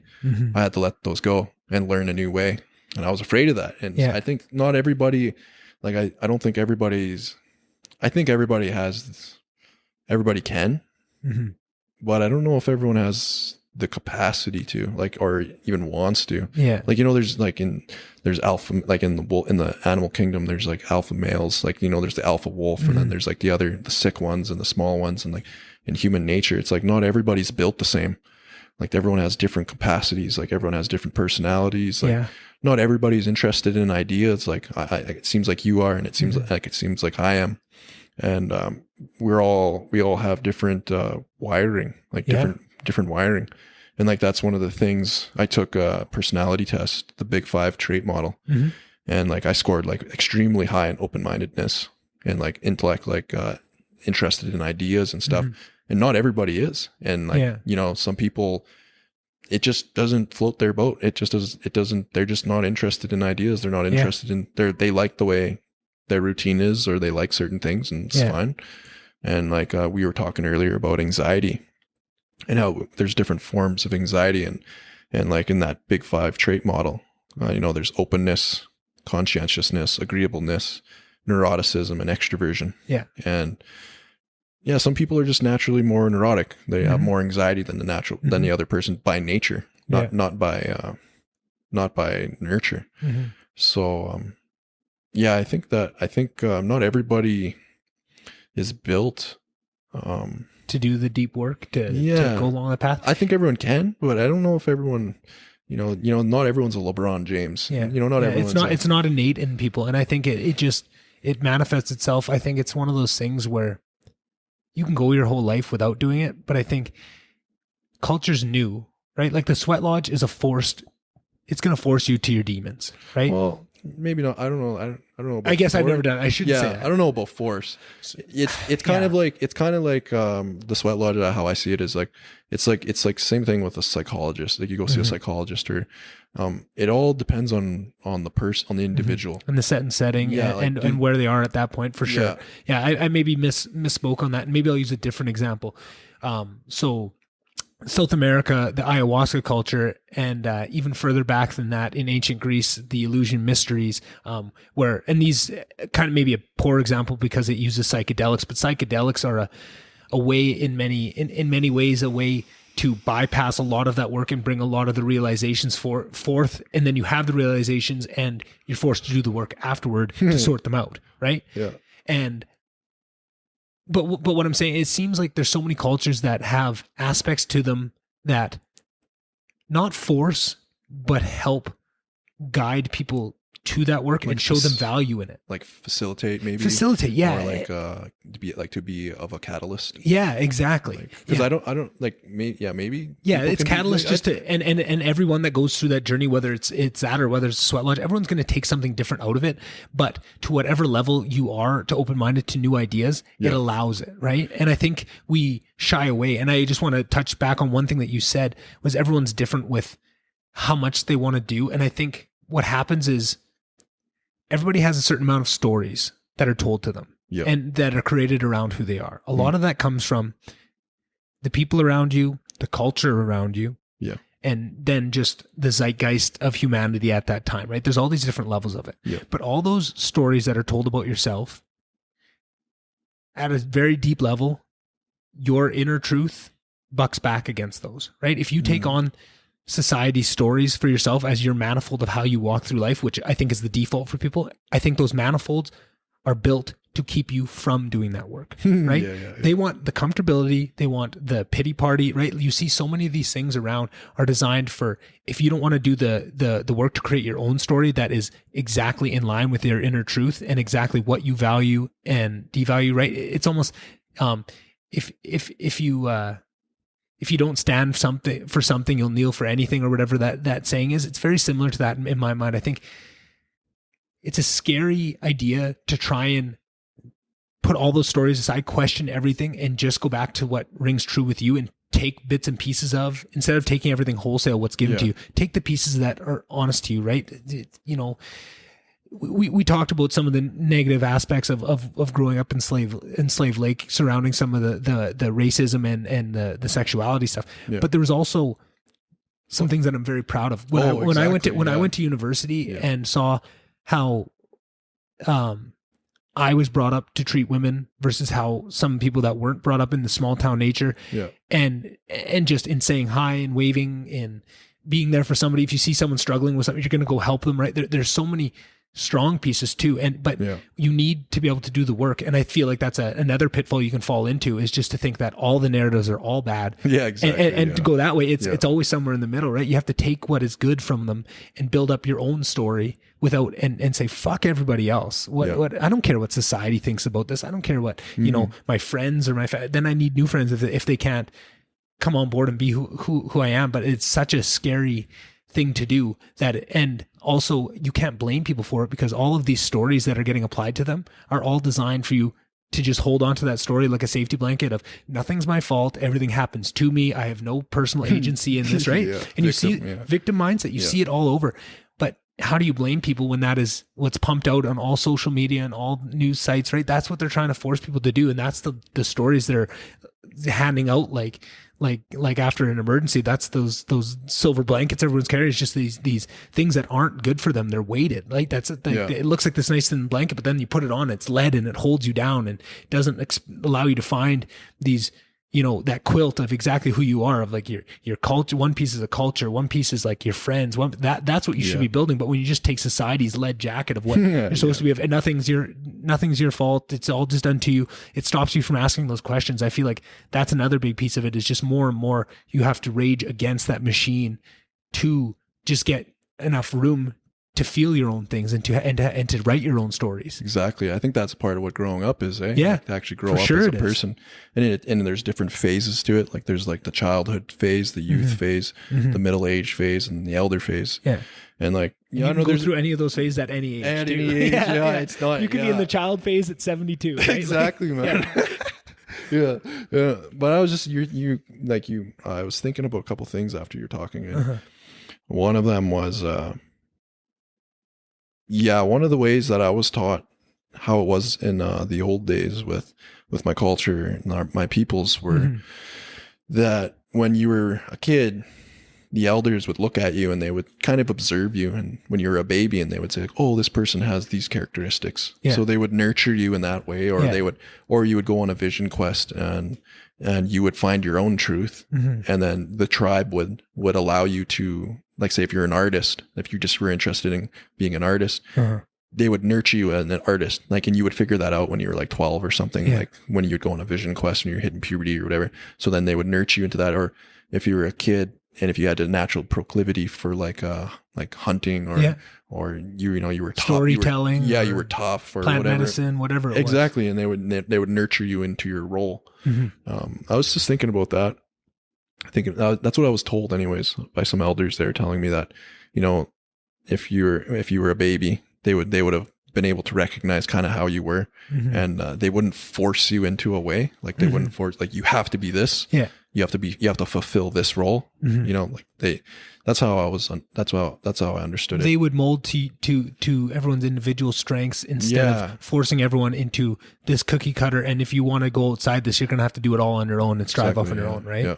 So the second thing I was thinking about when you're talking was, exactly that. Like this, like Slave Lake, there was lots of good things about this town, and I really love this town, and this is my home. Yeah. And it will always be my home. Yeah. And I had a lot of good friends, and there was racism, and there was things that they weren't the greatest for me, especially in hockey. I heard a lot of racist slurs, but there was also a beautiful part of it where I had a really good group of friends. There's people that really stuck up for me. I had Jonas, my friend Jonas. I remember there were some kids trying to bully me, and he stood up for me, and I remember always appreciating that, being like, oh yeah, man, like he's got my back. And I felt like, I had TJ Foster, and I had Alex Plurd, I don't know if I probably shouldn't say names, but I had my friends, I had some friends that, were white, and they never said nothing racist to me, never made me feel like lesser than, never said anything dirty to me or anything like that. And I always respect them, and there were some grown men too, like coaches. Yeah. For example, I had a coach named Joey, and I was going to quit one time. I was going to quit hockey. And I was just having some struggles and stuff. And I was like, I'm going to quit. Like, fuck this.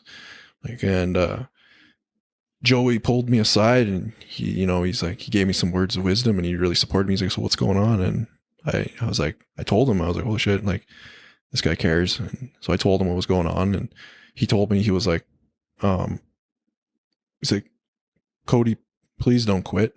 And I was like, because if you quit, you might always be a quitter. And those words stuck with me for the rest of my life. I remember thinking, I was like, he's right.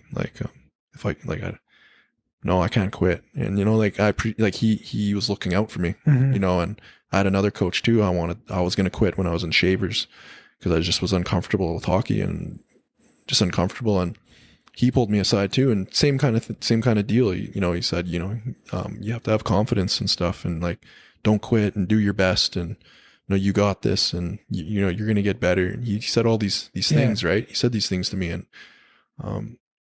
I had a lot of good experiences. Like, my addictions, it wasn't all bad. It was like, there's a lot of good times. Yeah. Fucking amazing times, man. At Jack Pines or Pits parties, like rolling up. Like that was fun, man. I had a lot of good times, and good times with my old group of friends and stuff. And I miss them. And, and there was people that treated me really well.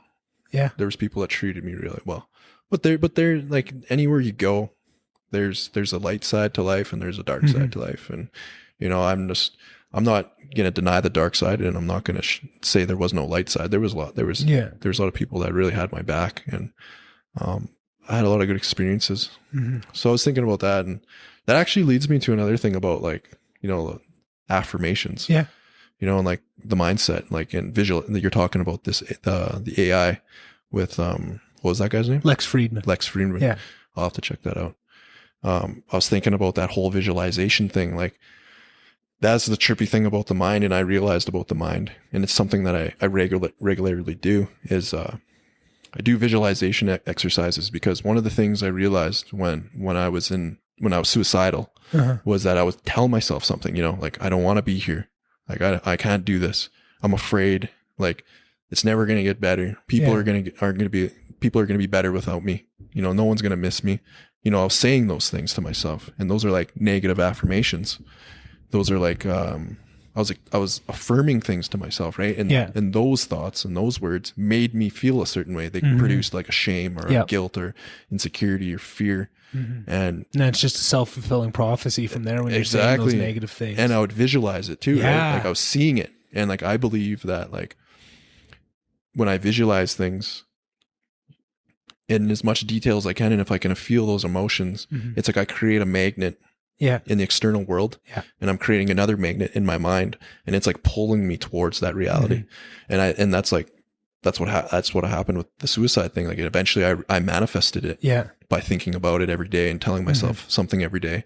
And like, that also leads to me something like when I was a young boy, I liked this girl, and we were in assembly, and I had this nice, it was my birthday, and I got this orange tiger sweater, and I was like real proud of it. And I was like, I look so sweet in this tiger jacket or sweater. And I went to go sit beside her, and she like looked at me, and she was like, ew, and turned around. And I was just like crushed. Yeah. And I was like, oh, I must be ugly. Yeah. And right there, it starts with that word, I must be ugly. Yeah. I said that to myself a million times. I'd look in the mirror, and I was like, I'm ugly. Yeah. And there would be like girls that were like, you're so hot and you're so good looking and this and you don't even believe it. Hey? But I didn't believe it because like, I couldn't say it to myself. 100%. And then when I got older, I started saying like, hey, you're actually good looking. Hey, you're actually a pretty good looking guy, until I was able to accept that. Then I actually was able to see myself as a good looking person. Right. And same thing with my recovery. And like, that's one of the things I do in the mornings is like, I do have my affirmations when I run. Like, I like to run, anywhere from 7K to 13K in the morning. Yeah.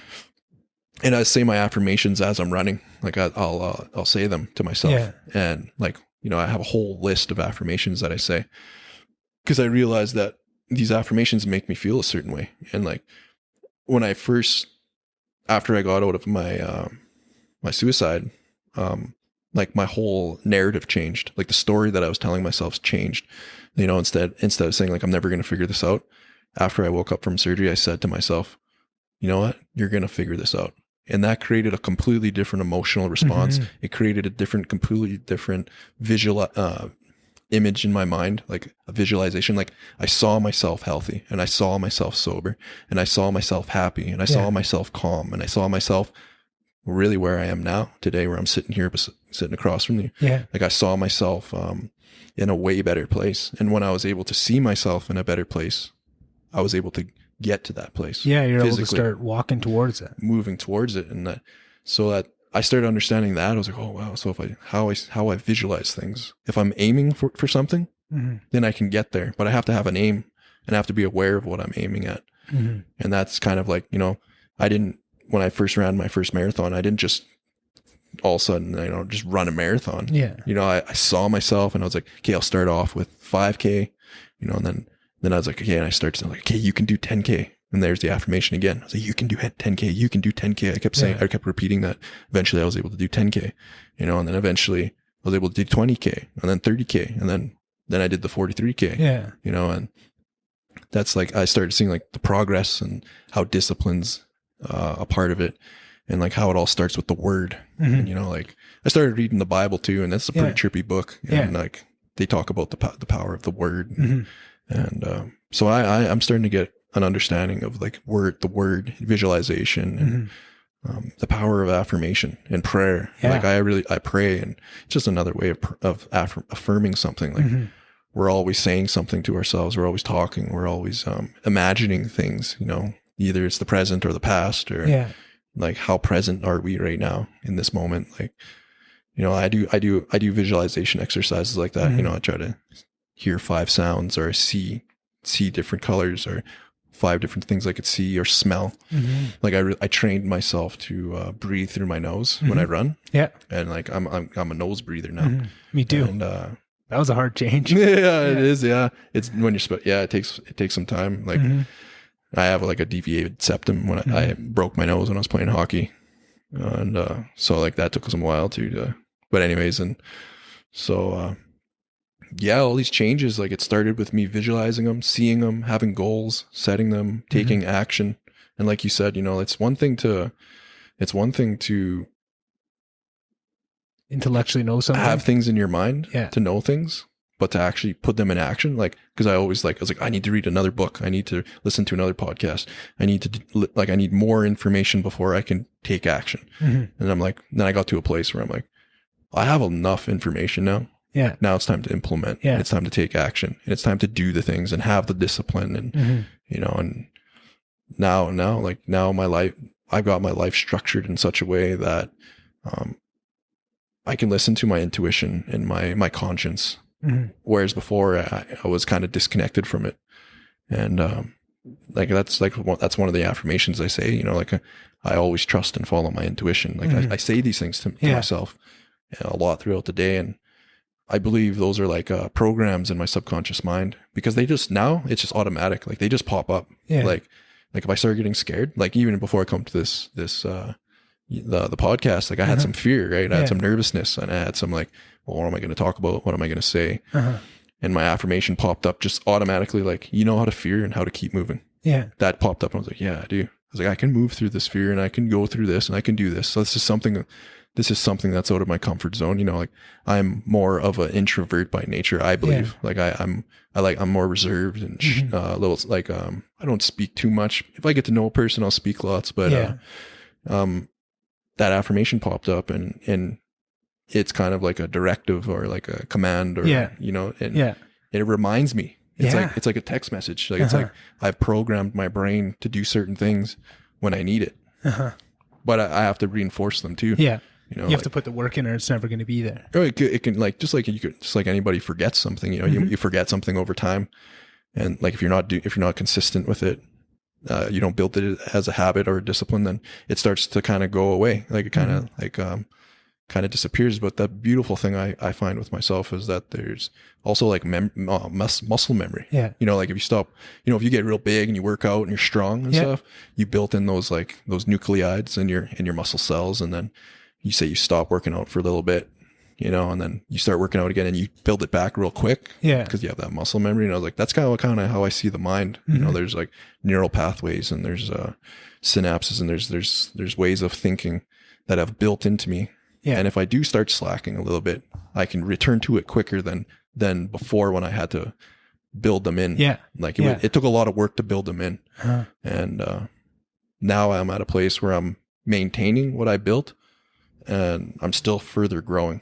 Yeah. Yeah. Yeah. You can't forget about what you've learned. You have to keep, they're always these are no more practice that you bring on. You have to continue to practice them or you'll get weaker, but you're also finding new practices to bring on that are adding to it, that are in benefit. And they all, just like all the negative things are connected, all the positives are connected too. And once they start to feed back into each other. That was something that me and Damon talked about on our last podcast lots, was the positive affects and how they build on each other. And that was something that's interesting for you to hear, for me to hear from you, because I was always very much a believer in what I manifest. It seemed like if I really wanted something and I put work towards it, I could make it happen all the time. Yeah. But I'd never thought about it in the negative sense. But somebody that I listen to often, Charlemagne the God, I don't know if you've ever heard of him. He's on the Breakfast Club, a big syndicated radio show in New York. And he also does a podcast with Andrew Schultz, who's probably my favorite comedian. But he's a really firm believer in manifestations, but both ways. And I'd never heard someone say that, because I can't remember what topic came up. It might have actually been suicide.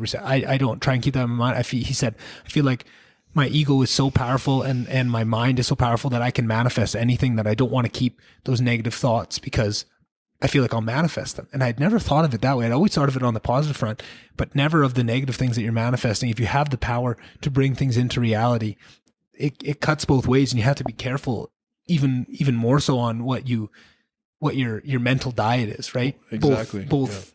Both ways, what you're taking in and what you're putting in, right? Well, exactly. And that's there's a thing in recovery, like they talk about, like, and this is for like addicts, right? Like addicts and alcoholics. Yeah. Like if a person can say to themselves, like, yeah, I'm an addict. Like I can't control my drinking or whatever, you know, or my, there's a thing in recovery we talk about, and it's, like if you have reservations, and that will lead you to a relapse. And and a reservation is like, are you holding on to any idea or any fantasy or any visualization that, like, well, you know, like maybe I'll drink when there's a wedding, or maybe when I'm retired I'll have a beer on the beach or something. Those safety blankets. And those they say you kind of have to get rid of, because if you have any reservations, you're on a fast track to relapsing. Yeah. Like eventually you will, if you're holding that in your mind. And it's like that same concept we're talking about. It like pulls you towards it. And like, it's learning to let go of those visualizations and saying, like, you know what, like substitute them for positive. Yeah. I see myself sober. Yeah. And like, that's one of the things, like if you hear someone talking, they're like, you know, maybe I can drink in the future. Well, that they're saying, like, if they're a severe alcoholic, that's it. It might not. Everybody's different. That's just a thing in recovery. So like, someone's like has that thinking, you can kind of, like, a lot of us people who've been sober for a while, we're like, yeah, they're probably going to relapse, because you can't have reservations. And I felt for that too. Like I thought, like, for myself, I was like, you know, when I get 3 years sober, then maybe I'll have a beer and I'll be fine, because I had 3 years of sobriety, and you know, maybe all that time cured me. But no, it didn't work out that way. It didn't work out that way for me. But you almost have to learn that lesson, because it's one thing for somebody to tell you that, but for you to experientially go through it and see the consequences of it, that's a whole different ballgame. Well, and that's how it happened for me, was like I relapsed, and I told myself, like I said to myself, stern as possible, I was like, well, I'm going to have 3, and that's it. And I meant it too. Yeah. And when I relapsed 3 years ago, then 3 turned into 24. Yeah. And I was blacked out. Yeah. And I was trying to buy drugs, and I was being just as crazy as I was when I first quit. Yeah. Like it was like nothing even changed. And I was like, then after that, I really said to myself, holy shit. I was like, I'm an alcoholic. I was like, I'm one of those people that just cannot control the drinking. Like I'm one of those people that, when I drink, something happens to me that's different than like normal people, or not normal, whatever, people that don't have a problem with substances the way I do.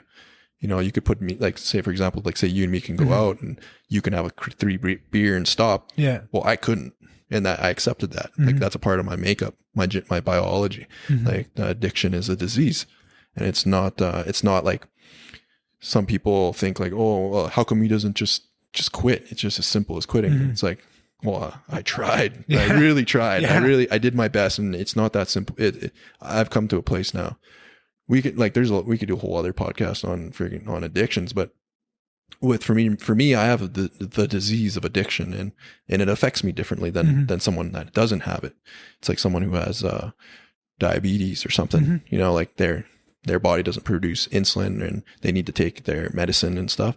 Well, my disease of addiction is like a mental thing. It's like I have like an allergy to alcohol or drugs. And then like when I use, I can't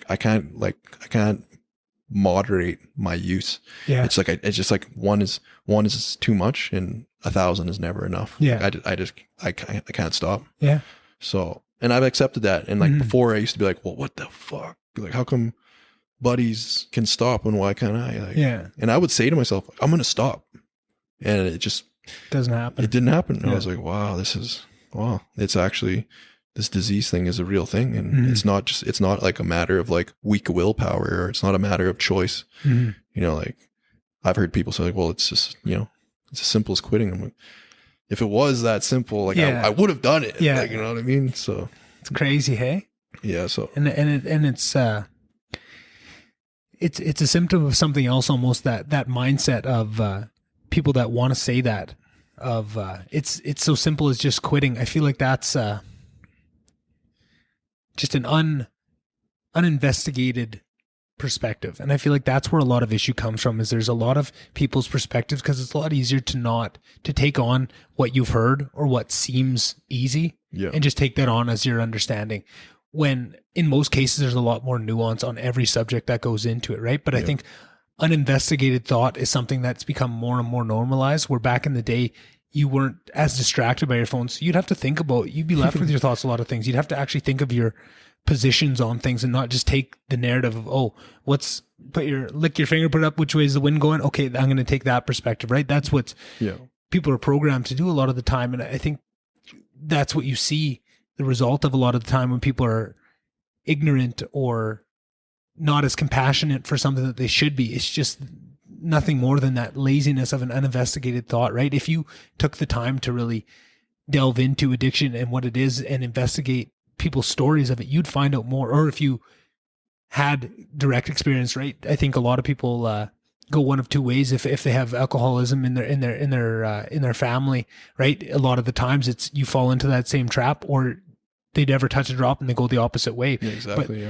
But there's so much about being around it that if you don't, it's one of those things where people think they should have a position on, even though if they have no direct experience or haven't done the work to look into what it actually is, when they don't realize how wrong they are. And you can't really judge them for it, because if you're on the outside looking in and you have no experience, you can see how they would get to that mindset of how they look at it that way, even though with the knowledge you have, it seems so silly, but you can see how they got there, right? Well, I used to be there too. Yeah, exactly. We've all been there, right? And that's the best part of this journey too, is everybody's just on the same path, just at different rates. And you can, when you get to a certain spot, you can see where people are on their own journey. And, oh, I've been there. I have compassion for you because I've been there. I've been having those exact same thoughts for the exact same reasons, or maybe different reasons, but whatever. And then you can start to spot it's somewhere being less along the journey.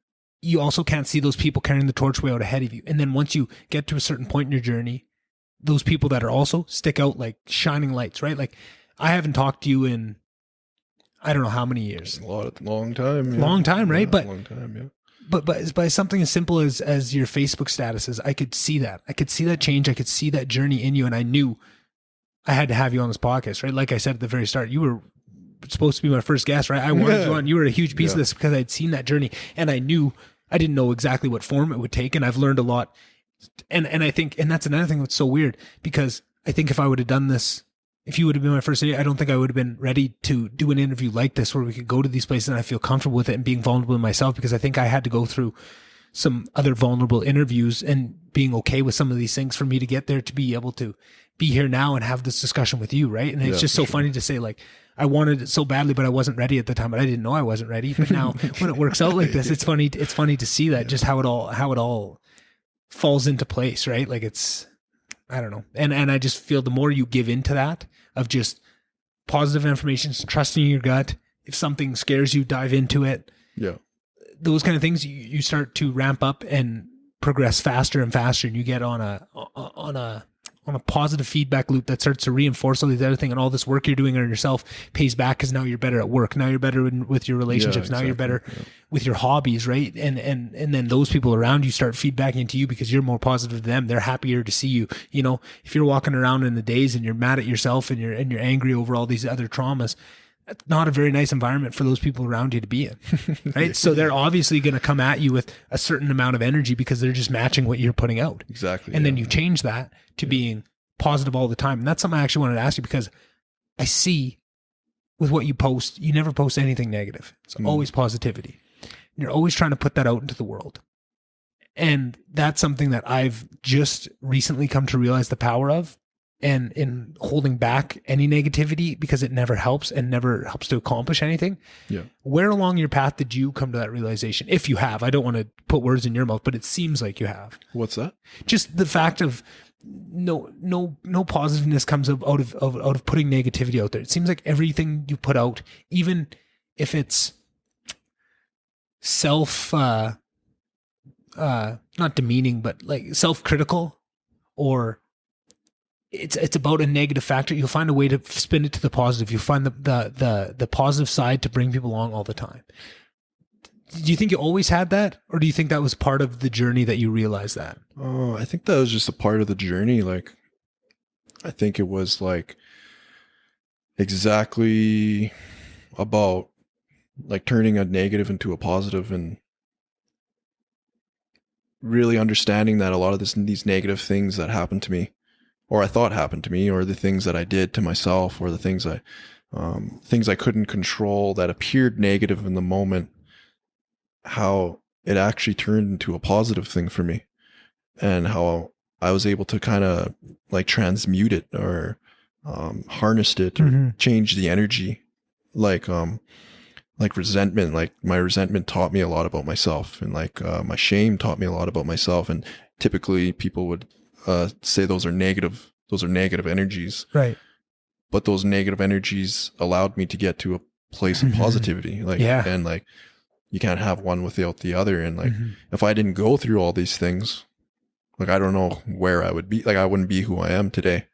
Like, I believe that I had to go through these things in order to teach me more about myself and what I'm made of and what I can do. Right. And like, with my posts, I just see that I'm open-minded and I'm creative in that way, where I see there's more sides to looking at something than, there's multiple sides. And I don't know, there was a woman too that said that, like, you seem to be able to like look at both sides, like the negative side and the positive side. And I believe that when I was in my addictions and when I was in denial and I was in the closet, I would completely ignore everything that I thought was negative or bad. I would not look at it. Like, I would turn my head the other way. I would not address it. And I wanted to focus only on the good, on the positive, the light and the dark. I mean, the positive and the love and all that stuff. And I think when I was focusing on only that, like, it's like the darkness or the negativity grew in size, because it wasn't being like acknowledged or something. Like it wasn't being, like, my shame, for example, wasn't being acknowledged. Like, why am I feeling the shame? I wouldn't even look at it. And it was trying to tell me something, and it was like my body was starting to get destroyed, like from like a psychosomatic level or something. Like and my body was rejecting certain things, and I kept giving my body that thing, and shame was trying to show me, and that's like a negative. Shame is like a negative energy. But if I would have like just sat with it, it's in a way like loved it, like loved my shame, and be like, shame, like, what are you telling me? Like, why am I feeling the shame? What's going on here? And it's a message. It's like emotion, even the word says it right there, emotion, energy in motion. And I was like saying, like, I was thinking that, well, shame's trying to show me something. Guilt is trying to show me something. Like, if I did something wrong or hurt someone, like, guilt kicks in, and it's like saying, like, so I don't do this again, so I can make a change, so I can learn.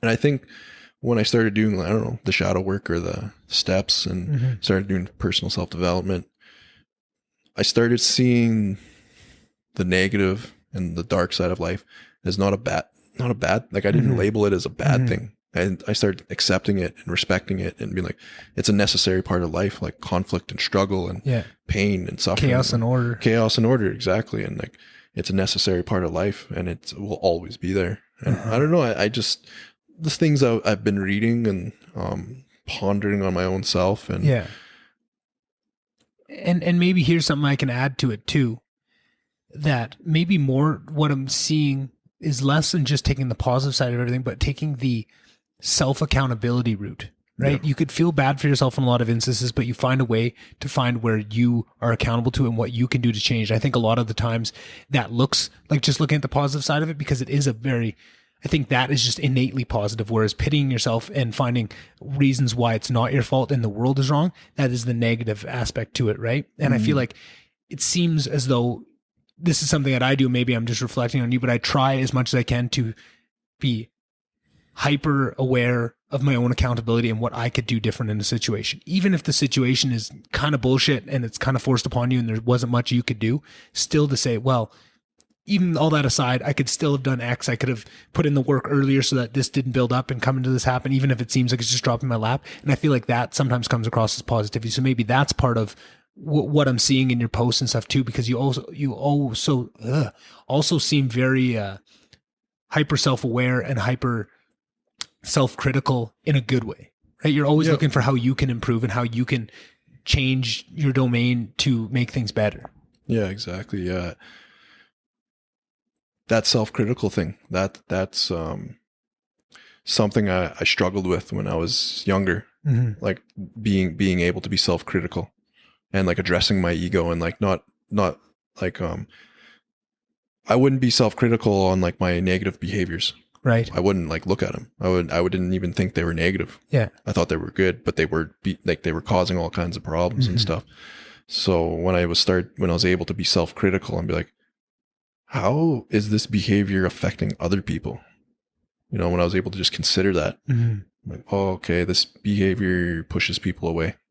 You know, and like that's not a positive behavior for me. If I want people in my life, I'm gonna have to change my behavior. And that's how I became self-critical and looking at the negative, like the negative behavior, and changing it to a positive behavior. And I just kind of saw that whole interplay between the positive and the negative. But they're just labels, right? They're just like words that we use. It's two sides of the same thing often enough. Yeah. And if you and you're right, it can be either way, right? It's focusing on all the good is just as harmful as focusing on all the bad. Right? Yeah. If you don't take everything and you don't find balance, you're gonna go out of whack in one way or another. Yeah. Right. And it's tough to take that realization because that's not what's easy. And so much of life now tells people there's always an easy path. There's always a path of least resistance. I feel like when people are met with something that, oh, either way I take this is going to be hard. Yeah. They push back or they'll do anything they can to fall back into that comfortability zone. And I feel like the biggest tool for that for a lot of people is just self-pity. How can I spin this situation to take the self-accountability out of it instead of the opposite of what it sounds like you're trying to do is how can I put self-accountability inside of it? They're trying to pull it out and find all the reasons why it's not their fault and all the reasons that they don't need to do the work because it's just they're a victim of circumstance. Exactly. And there's so many forces out there that are pushing that narrative, which really scares me. Yeah. Because I see the benefit and what we need, and the world's just getting crazier and crazier. And we need more people to be doing that work, finding that upon themselves, and then putting their hand back, like we talked at the very start of the podcast, and then pull people along with them. Yeah. Right. Which is exciting for me to see the rise of podcasts and long form discussion, because I feel like that is the birth for so many people of that journey of hearing people talk about it in a long form like this. Of hearing it's not easy, of hearing the pitfalls, the speed traps that you're going to get caught in along the way, and that's all okay, right? You might get to a point where you've done a lot of work and now you're really judging people, but that's okay. That's part of the journey. That's part of the journey. You got to judge people. You got to judge people to get to a point to see how silly that judgment is, and just come at everybody with a sense of love and compassion and an understanding of, I know what amount of work it was to work through all my shit. Yeah. I don't know what other shit people got, but it's probably just as fucked up because everyone has trauma. Even if you have the best life in the world, you'll invent trauma because that's how our minds work, is to find trauma to grow from. Exactly. Right? Yeah. But you can only grow from if you look back into it and do that shadow work, right? If you just let it build up, it's just going to hurt you. It's such a delicate balance, right? Like I was thinking about how there was a person that I was talking to and they were in the stage where they were judging people for whatever, you know, and I was like looking at that and I was like, I was seeing it as a good thing. Yeah. You know, I was like, oh, they're at that spot. Yeah, right. You know, and like that, I remember being there. I was like, and I pray and hope that they can get to where I am now. Like, and hopefully I can guide them if they want my advice, but I do my best now not to give unsolicited advice and say, you need to do this. This is what you should do. And this is whatever, but I'll ask them, or if they ask me like, hey, what do you think about this? And then, yeah. And I was just thinking about that, just about the whole, like, I'm like, oh, that's cool that they're there. So, and it also reaffirms to me that I'm like, oh, well, that, like, it's not just me then that goes through that. Like they go through it too. Yeah, so everybody goes through it. It's that teacher student thing. And yeah. And you have to always be both. You always have to be a teacher and you always have to be a student. Yeah. You always have to be willing to hand that handout to somebody that you see that's not as far along the path as you are, and to help them, not unsolicited, but just be there for them, lead by example, and make sure that they know that you're there from if they ever did want to ask. Yeah. And then I think another piece is, once you get to that point, is to search out people that are further along the path than you and try and converse, right? And converse doesn't mean to get in front of them and discuss with them. It can be reading a book. Yeah. It could be listening to a podcast, right? Conversing can take many different forms, but I'd already heard you mention that guy that really helped you, I think Greg or Kevin. Kevin, yeah. But how good does that feel to find somebody who's further along the path that can help illuminate some of the pitfalls? It doesn't mean it's going to stop you from falling. A lot of the time they'll tell you, hey, there's a pitfall coming up.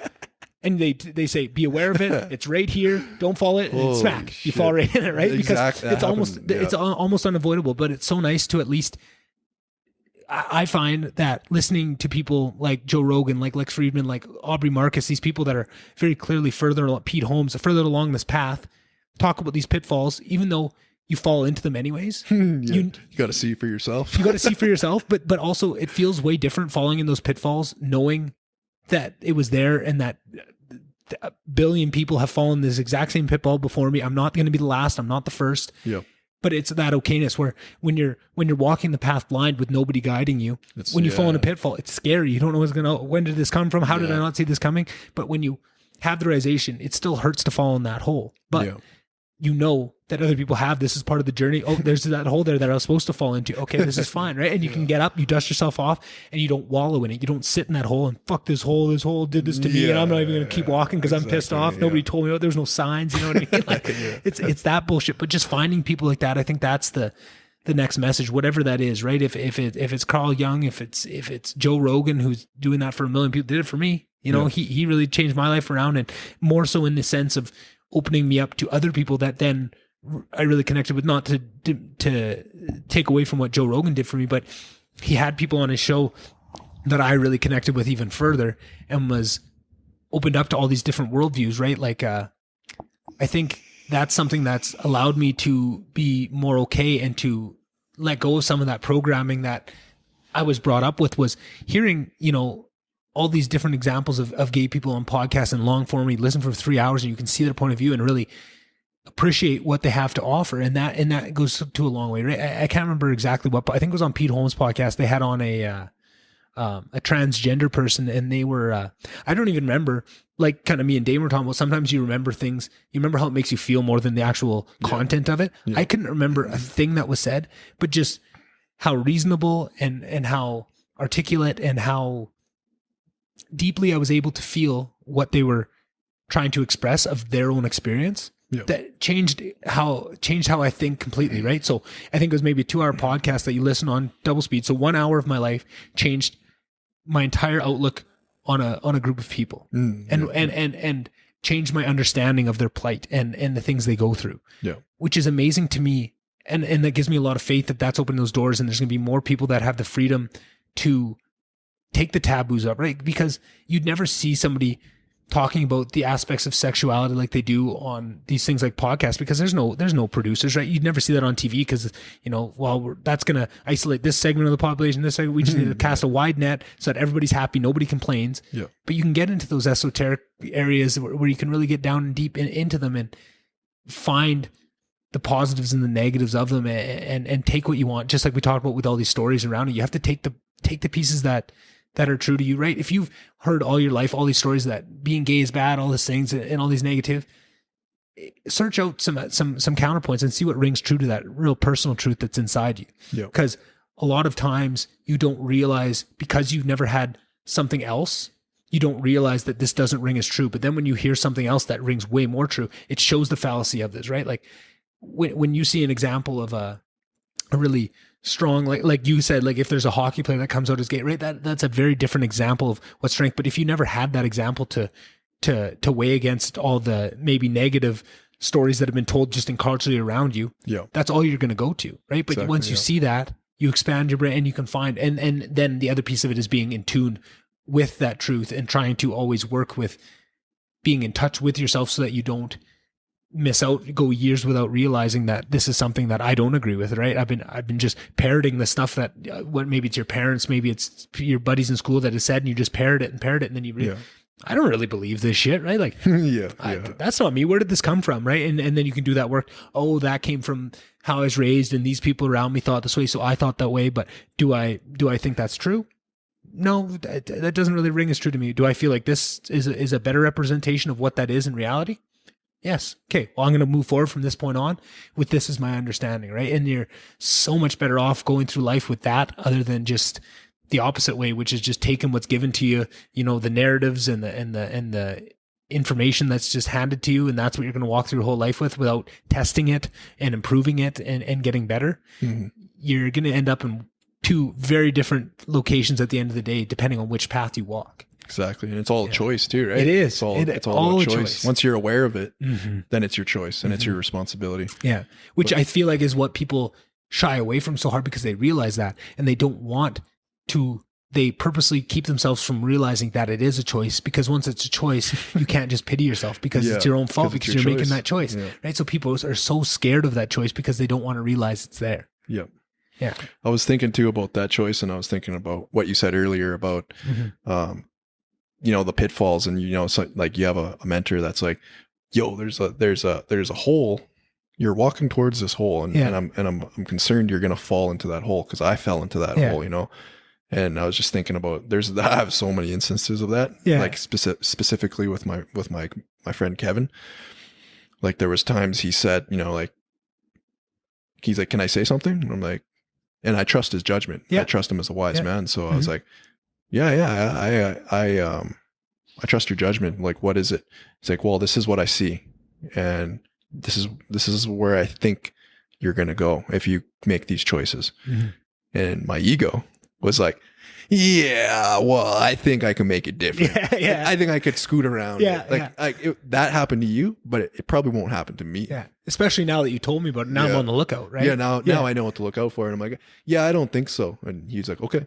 He didn't say like, no, you're wrong, and this is going to fucking happen. Yeah. No, he's just like, okay. He gave me the space to make my own choices, and because he respected me. And he's like, okay, all right. I just wanted to let you know this is what I see, and I'm concerned about you, and just know I'm concerned. And like, okay.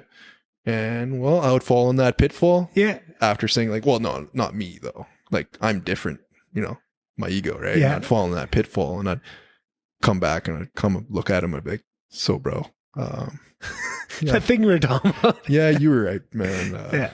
I fell in that thing, and I'm gonna listen to you next time, or whatever. Yeah. And there's things he has done too that I've addressed, but he's like you said, he's further along the path. So he's like, if you see something, I trust your judgment too. Mm-hmm. It's a mutual thing. So I was thinking about that when you're talking about the pitfalls and the things you may fall into and stuff, and having role models and people to kind of emulate and to like learn from.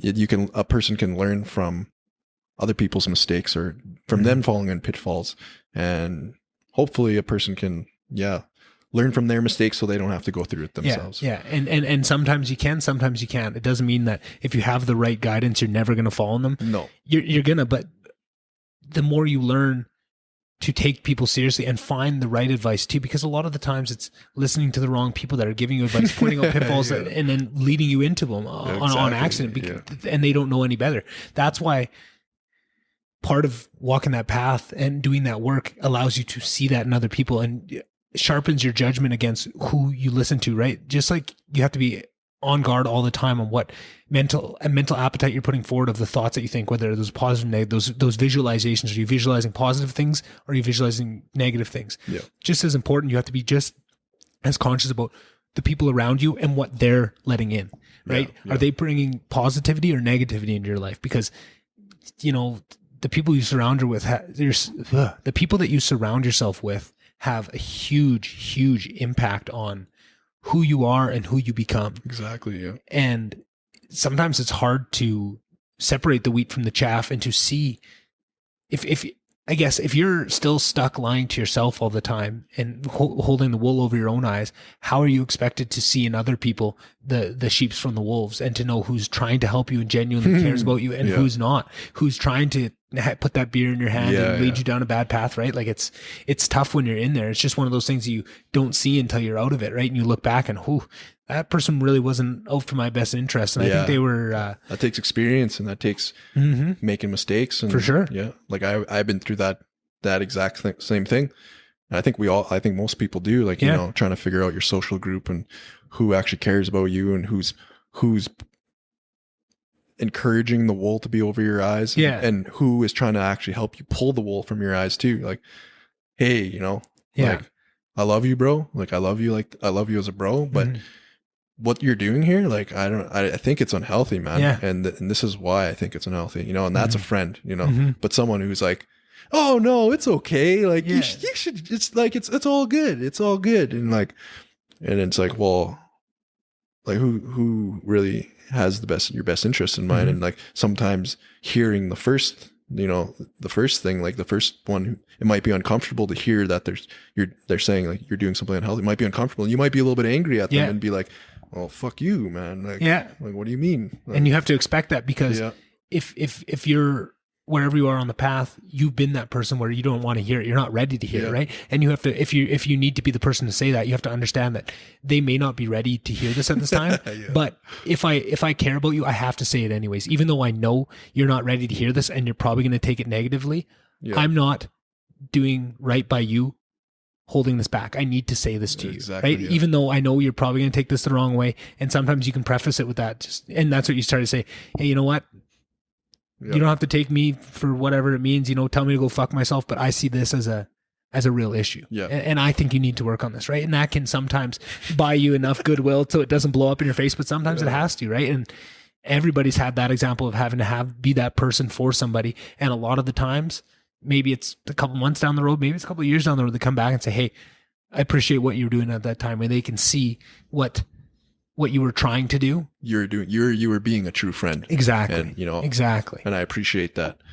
Like there was something that Mike Tyson was saying about in his Joe Rogan podcast recently about kind of a situation like that, where Mike Tyson was overweight and he met one of his ex-trainers or something like that. Yeah, his ex-head coach or something. Yeah. And he was like, what the fuck's wrong with you, Mike Tyson? You fat. You're fat, man. What are you doing? Like that's not who you are, man. And Mike Tyson's like, shit, he's right. You know, and Joe Rogan was like, well, who would go and say that to Mike Tyson? No shit, hey? And Mike Tyson was like, well, I don't want, he's like, that's my friend, man. He was looking out for me. Like, I needed that. I needed someone to say the truth. You know, I was fat and I was out of shape and I was this and that. And, you know, anyone who doesn't address me like that, they're my enemy, man. Yeah. It's like, I like that part. I was like, yeah, man, like that's true for like, everyone has different temperaments and there's different ways of addressing different people. Like some men need like stern, hard, like fucking tell me, like slap me with the truth, hit me with the truth. And some people need it a little more gently. Some people need to be like gently, like, yo, you know, and some people need to actually be like yelled at. Some people, that's how they receive like, oh shit, maybe you're right. You know, this actually leads me back to something earlier you were talking about, or we were talking about, and one of the things about, you know, your cinema blind posts, and I was thinking about how like it's like if I had an unhealthy behavior and I was being an asshole, and someone was like, you're being an asshole, and I wouldn't look at that. I'd be like, well, I'm not an asshole. I'm cool. Yeah, you know, I'm being cool or whatever. And like that was me not addressing that negative behavior, like not listening to them. That was one of the things I think, one of the examples of not looking at the negative and how I learned how to do that. Like maybe they're actually telling me the truth. Like maybe they're not being mean. Maybe I am being an asshole. You know, I'm learning how to get to that place. No, I'm like, there's not many people in my life that call me an asshole anymore. Yeah. You know, but when it does happen, you have built enough skills to know is this person looking for my best interest? Are they mirroring something that's within them and they feel bad about? And sometimes I need someone to say, you're being an asshole, man. And to me, then, like, maybe some people are afraid to say that to me. Like, they're afraid that I might get angry or whatever. Right. And a lot of times the best thing too is, like, I found is, like, if someone said that to me, like, hey, I'm afraid to say this because I'm afraid you might get angry, but this is how you're being. And that would disarm me. And I'd be like, well, do I get angry when, like, am I an angry person that gets angry so they would kind of disarm me. And I'd think, like, well, I don't want to be an angry person, so I'll listen to what they have to say. And then they would say it, and then I'd be able to absorb it. So it was like a technique of like addressing me in a good way. There's way to address people. And that's a huge thing too, Cody, is finding out your own language of how you need to be spoken to find that out, and then educating the people around you in how it is, right? I feel like that is so important too. If people get so fed up, and I was very guilty of this, is I am very neurotic in my head. I'm very OCD about things, and I need things to be how I want them. And I always have these big elaborate reasons behind them, but I don't want to have to explain that. But I just found I would just get frustrated if somebody wasn't following those, but I never told them that that's not what I wanted or how I need to be talked to. So you have to do your own work to figure out what you need, and then you can educate those around you to speak to you or to act to you in a way that you will receive it well, right? You have to learn yourself and then educate those around you for what you need out of them. Exactly. Yeah. That whole boundary thing, right? And like 100%. Yeah. It all goes back to that. But that was something that was game changing in realizing that in relationships, because I had relationships burn, and always my fault in the past, right? Like, and looking back on them now with the work I've done over the last couple of years, I look back and I laugh because it's funny and my ego going nuts. But I also cry at the harm that I caused. And I feel awful. And I feel like I'm in a pretty good place with most of my exes at this point. And I've maybe not said it explicitly to them, but I hold no ill will to them. I have taken full responsibility for everything that I did. I'm sure it was more of a mixed bag, but just looking back on what I did, I wouldn't want to be with me. Right? The way I was acting, the way I was out of control in my own ego and my own insecurities, like so much was insecurity about so many things because I didn't love myself, that I was so threatened by everybody else because I didn't want to investigate those things in myself that I didn't like. Right. So then I would be so worried about all these other guys and stuff and then I'd be mad at myself. Why am I worried? Like, I think I'm amazing. And I think anybody would be so lucky to be with me. Like, why am I so insecure about all this other stuff? Like, and I could never do it because I had such a big ego that was inflating me so much, but that big ego had built these big insecurities that was really holding me back. But I was always so scared to dive into them and find out where they were, because that was weakness. And we're always told you don't investigate your weakness, you stay away from it. Right. But then the further you get into that, you find, oh, I see where that comes from. And right. And it goes back to being hurt, and it all comes back to your own traumas, and you figure that out and you have forgiveness, and then you can move forward and you can actually bring some positivity forward. And then in doing that, you realize the pitfalls, and you try not to, and when you see yourself going, oh, this thing I'm doing right now, I've done that in the past and it ended badly, and I need to have more forgiveness. I need to explain myself better. If I'm upset right now, I can't bottle this up. I need to discuss it. We need to have a discussion. And I found that so many of the times I would lean away from discussion because I'd be afraid that somebody would judge me or negative consequences, when 99 times out of 100, people have more compassion than you think, and they understand. And if you're willing to come out, hands out front, completely open, and say, hey, this affects me for this reason. I know it's silly. It's something I grew up with, but could you try it? People are pretty understanding, right? And it's just and they don't even know a lot of times. 100%. Right? They have no idea what's going on. And you're building up this huge dog and pony show in your own head of all these insecurities and anger and past traumas. And all it takes is just to be honest and open about them. And then they all fly away, and it's not that big a deal. And they know better how to understand you and can help tiptoe around it and then help you work through those. Cause then you don't have to say, well, never do this. I'm going to do it.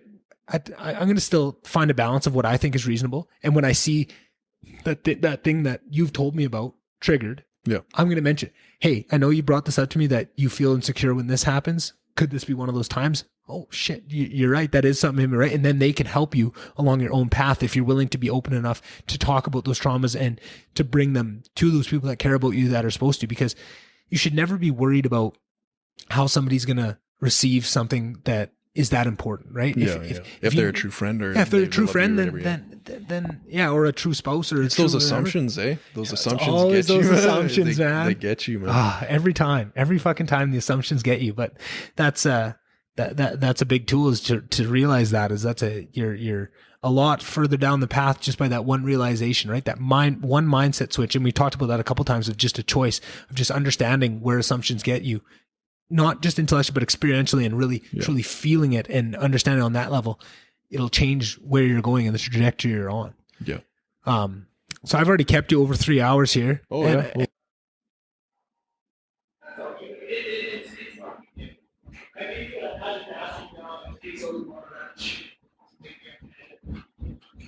It's like $8 a podcast, but it does some like equalization and stuff for you. Or it makes it sound a little better. Yeah. I just started paying for that instead of fucking doing the work. Bit lazy, but makes it a little easier. Yeah.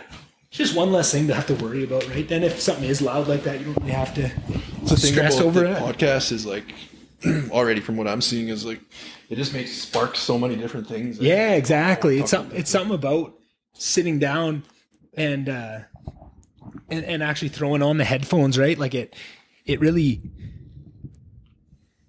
locks you in and brings up more topics and really makes you think deeper on these subjects and make you go past the first couple layers, right? And I find that's just something that everybody would do if you were to have a longer conversation, but there's just never a time, right? When do you ever put your phone away for 3 hours at a time and just talk to somebody? Just talk, about anything.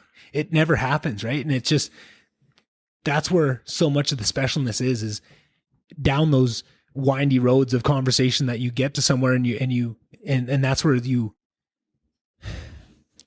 that's where you get experiential learning, because you're along the path so much with somebody that you are believing what they're saying, right? If you have a 5-minute conversation and someone tells you something, it doesn't impact you the same way as when you heard it 2 hours into something that you've been really engaged with and really trusted everything they said, and they've been really honest in other ways that can speak to the knowledge that they're now espousing, right? And I feel like that's what goes much farther, right? Like you have somebody, you take Joe Rogan, he has some expert on that's talking about sleep, for example, and first couple of things he said, whatever, maybe that's true, maybe it's not, but then he says a lot of stuff that you resonate with over 3 hours, and at the end, you are listening on every word for what he has to say, because you trust him and what he said and what backup he has to take it, right? So it kind of takes like a little while to like get going and get the flow and get the rhythm. Yeah, it sure does. Kind of, like I was saying, it just sparks all kinds of new different things, and that's why it's like I'm grateful to be on here and try something new. Yeah, and that's funny, because the main question that I wanted to get to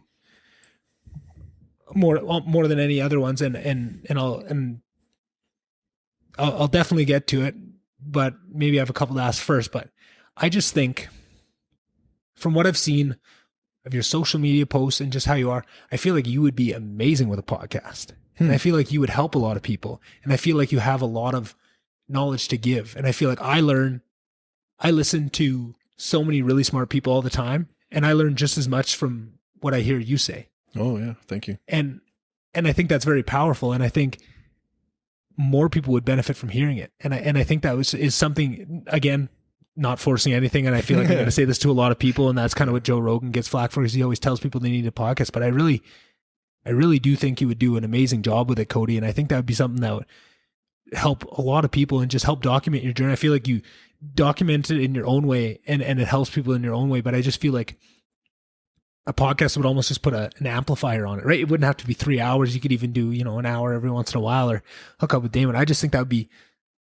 something really cool. And maybe after we'll talk about it, but it's funny to hear you say that you enjoy it, because I do really firmly believe that you would be an amazing podcast host. Well, thank you. I appreciate that. Yeah. Yeah. I wasn't really sure how this was going to go for me, or cause like I said, I kind of considered myself more on the introverted side of things. And, sometimes I don't always feel I'm very articulate, or I'm very well-spoken or anything, but people seem to say that I am. And I think a lot of that too, Cody, is we get told stories from a young age. If somebody tells you that you're not articulate, that sticks with you and you believe it, right? Like I was always told I wasn't good at math. Oh yeah. And I always thought that math was my hardest subject. I struggled with it, but recently I found these mathematicians like Eric Weinstein and stuff, and they explain math in this different way, and it's amazing and it's so interesting. And now I find myself really interested in it, and I'm better at it because I let that story fall off of like, oh, math just isn't for me. And I think that's a lot of things is just people get those affirmations again. Back to affirmations. Like I feel like my sister, Courtney, you know Courtney. Yeah. And I'll speak to it. Hopefully she's okay with me talking about this, but this is something I've said to her before, is she was shy growing up, but outgrew it.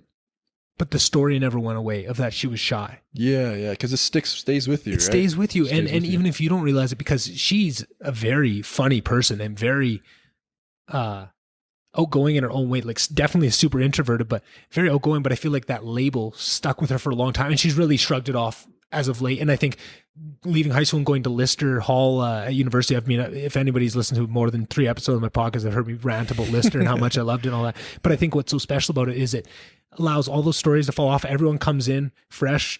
Nobody knows your story, and it allows you to rewrite those. Yeah. And I feel like that is such a powerful experience. I wish there was more ways to bring that forward where you wouldn't have to come strapped with all that student debt and all those other things and a giant move away from your place to be able to feel that. Yeah. I wish there was a more approachable way for everybody to, at whatever age, and maybe travel is that, right? Like going on a trip somewhere where nobody knows you. You go to Europe for a month and nobody knows you there, and you can find just some way where you can let all those stories fall away and write your own story for once. I feel like so much of us growing up, we're never allowed to write our own story, and then you never learn the skill of it.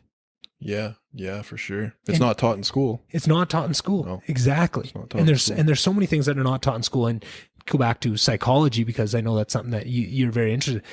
The more I learned about psychology, the more I thought, why the fuck weren't they teaching me this when I was younger? Because I could have used so much of this insight, right? Like learning about imposter syndrome was a huge, huge game changer to me of just how I look at the world and my understanding of things. Yeah.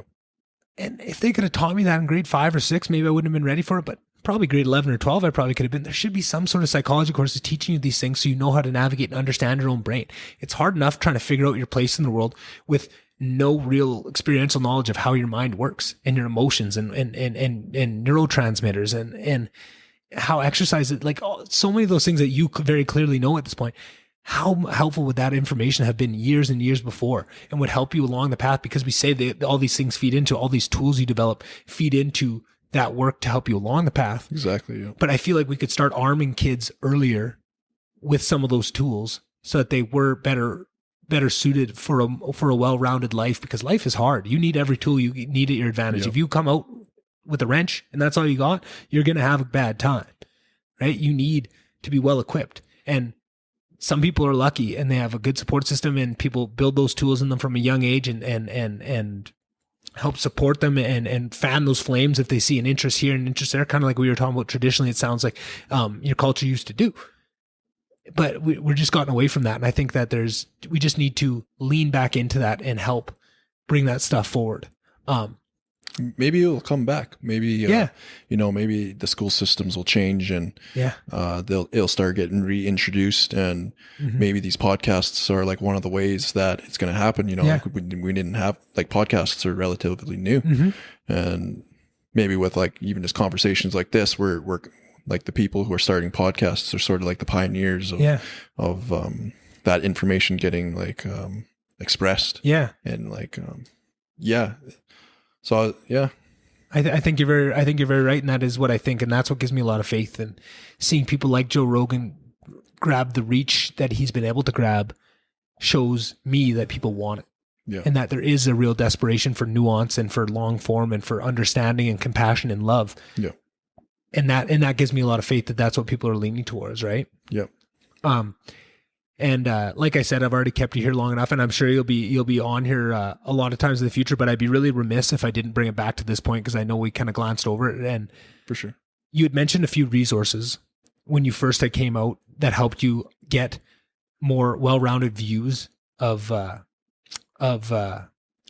sexuality can be. Yep. Do you remember any of those that you maybe would recommend for people that are in the same situation or that just want to do a little digging and see if anything resonates with them? Well, I resonated with that book, Velvet Rage. Velvet Rage, okay. Yeah, I don't remember what the author was, but it was called The Velvet Rage. Yeah, I'm sure that one's easy to Google. Any other ones? That's actually the only one I read about, homosexuality or anything like that. I did a lot of YouTube. Yeah. I watched video, like people's coming out stories. I watched, I researched everything on the internet I could find. Yeah. That's a great idea. Mostly it was YouTube. Yeah. Like I was thinking of making my own coming out story. Right. Just for YouTube, just for kids, because I knew how important or how helpful it was to see different types of gay people on YouTube. Like that not all gay people are the same. And there's kind of like different types and different expressions, and the stereotype doesn't apply to everybody. So there were some people that I resonated with, and they were usually like the football players or the hockey players or the soccer players, or like the guys that were raised in chaotic environments or drug abuse or anything like that. I seem to resonate with those people. There wasn't really too many resources, like just the internet. I was fortunate. Okay. That's a good message to put to people. Yeah. Yeah. That book really helped. Velvet Rage really helped. And, podcasts too. I would listen to certain celebrities that were on certain podcasts, or some of that.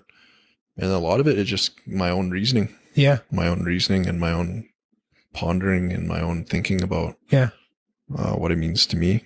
Yeah. And I'm still learning, still figuring it out. For sure. And that's a lifetime journey, right? We never have it figured out. Every time you think you do, that's usually when you're in for a rude awakening. Yeah.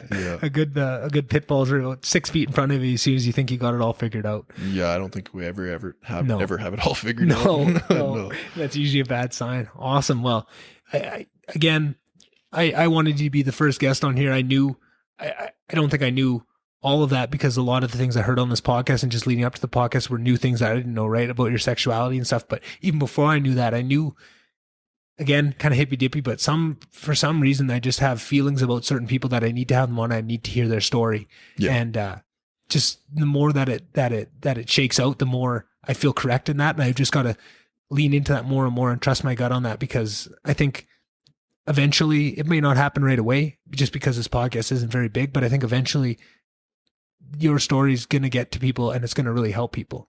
Well, thank you. And I think that's what's more powerful than anything. And I hope people who won't directly resonate can get a better view and maybe a little bit more compassion, a little bit more understanding in how they move through the world. Yeah, for sure. And I just can't say thank you enough for the vulnerability you showed and just be able to come on here. I'm sure we'll do this again, because like I said, I have a whole page of questions here that we didn't get to. I wanted to talk MMA with you. I wanted to talk running. I wanted to talk Wim Hof. I wanted to talk. Oh, there's so much. And that's just the thing. I think you need your own podcast to discuss some of these things, and maybe offline I'll try and see if I can twist your arm and get you into that too. But definitely we'll have you on here again, and we can get into more of that stuff too, because I know you are a very well-rounded, multifaceted guy. And I mean, I even know the good old days of playing Pokemon and Yu-Gi-Oh with you. So I know we can get in even right down the rabbit hole with some of those things. So yeah, once again, thanks for coming on, Cody. I can't say thank you enough. Yeah, I really appreciate you for having me on. This was a good learning experience. I guess when you said like you wanted me on first, like I don't think I was really ready either. Yeah. Like I think I was feeling like I need to kind of think about what I want to talk about and what I'm comfortable talking about. And I think too, like, it was just, the timing wasn't right, maybe, and now I feel comfortable here. It was really easy to talk to you. Exactly. And if we would have done it earlier, it probably would have been online, and you can't have a conversation like this not sitting in front of each other, right? I don't like the online thing. Exactly. I think we needed this. Yeah. I like face to face, and you kind of feel the energy and see the body expressions in the eyes, and it's just more like personal, intimate. Exactly. It's a lot. Yeah, it's really good to reconnect with you. Yeah, no, I'm sure. And I'm really excited about that too, because I think going forward, I think you're going to be one of those people that I can bounce these ideas off of. And quite honestly, I think you might be one of those people that's a little further along the path than even I am. And I think I can learn a lot from you. Already have, right? I mentioned that just from your posts, but I feel like I was getting maybe 10% of what you had, of the knowledge you had to offer just when you felt like putting them out there. But I think in a more long-term relationship together of sharpening our swords against each other, right? Steel sharpens steel, right? Yeah. I love finding minds that are sharp, that really think deeply on all subjects. Yeah. And even if it's something you haven't thought about, I know that if I tweak your interest, I can come back to you a couple of weeks later and you probably will have thought about that and thought about it deeply, right? Sure, yeah, and I think that is what's really special to me, and I'm really excited to see where this goes. And like I said, I'll have you on as a guest as many times as I can, and maybe try and force you onto starting up with yourself, or just get you as guest on more podcasts. I just think you have a really good story and a lot of learning, and I like the way your brain works, and I really appreciate it. So thanks for letting me share it with my crowd, and yeah, I'm excited to see what you do. I've really high hopes. Awesome. Well, yeah, we'll have to do this again. 10-4. And we'll just get better. Awesome. Sounds good. Thanks again, Cody. All right. What an episode. I'll try and keep this outro pretty quick. I know I've already had you here for 3 hours and 40 minutes, but it was just such an interview. I had such a good time doing it. I learned so much, and I really hope you guys really appreciate it. And I hope there's some people that will be able to get some real meaning out of this podcast and really help them in their own journeys. And hopefully, maybe somebody coming up that's struggling with some of the same issues that Cody mentions in this has now another viewpoint to look at, to see that, hey, it can be okay and you can work through this, and you don't need to have it all figured out right away. It's going to take time, but there is a happy ending at the end of the rainbow there. So, and I think that's just a message that needs to be sent to more kids, and we need to have more opportunities and more places and people to look for people coming up to look at and see a positive aspect or a positive role model. So thanks again for listening. Tell a friend. Word of mouth is the biggest way to spread these podcasts. If you really enjoy it, reach out. Let me know. Let me know the things that I need to do better. Audio quality, content wise, I'm willing to hear it all. I tried to really slow down my speech on this podcast. Hopefully you guys like that. I don't know if you noticed or not, but I'm trying to take what people are saying and really apply it. So I'm working on it, and I'll try and make sure that every week it's better than the last. And yeah, other than that, just go follow Cody, go follow the VonDubCast on all the social medias. And like I said at the start, it's up on YouTube now. So if you could go there and subscribe, that really helps out. Yeah, other than that, have a really great week. Hope you guys are doing awesome. I know the pandemic's tough, and I know it's a lot of misinformation, a lot of scary stuff out there, but just do your own research. It's not as bad as you thought. There's a lot of money to be made in fear, and you just have to understand that it doesn't mean to not be afraid and not to be reasonable with what you do. Take precautions, but do your own research. Don't just take what's given to you. And we're going to make it through this. So I'm getting more and more optimistic by the day. So yeah, hope you guys enjoyed, and I'll see you next week.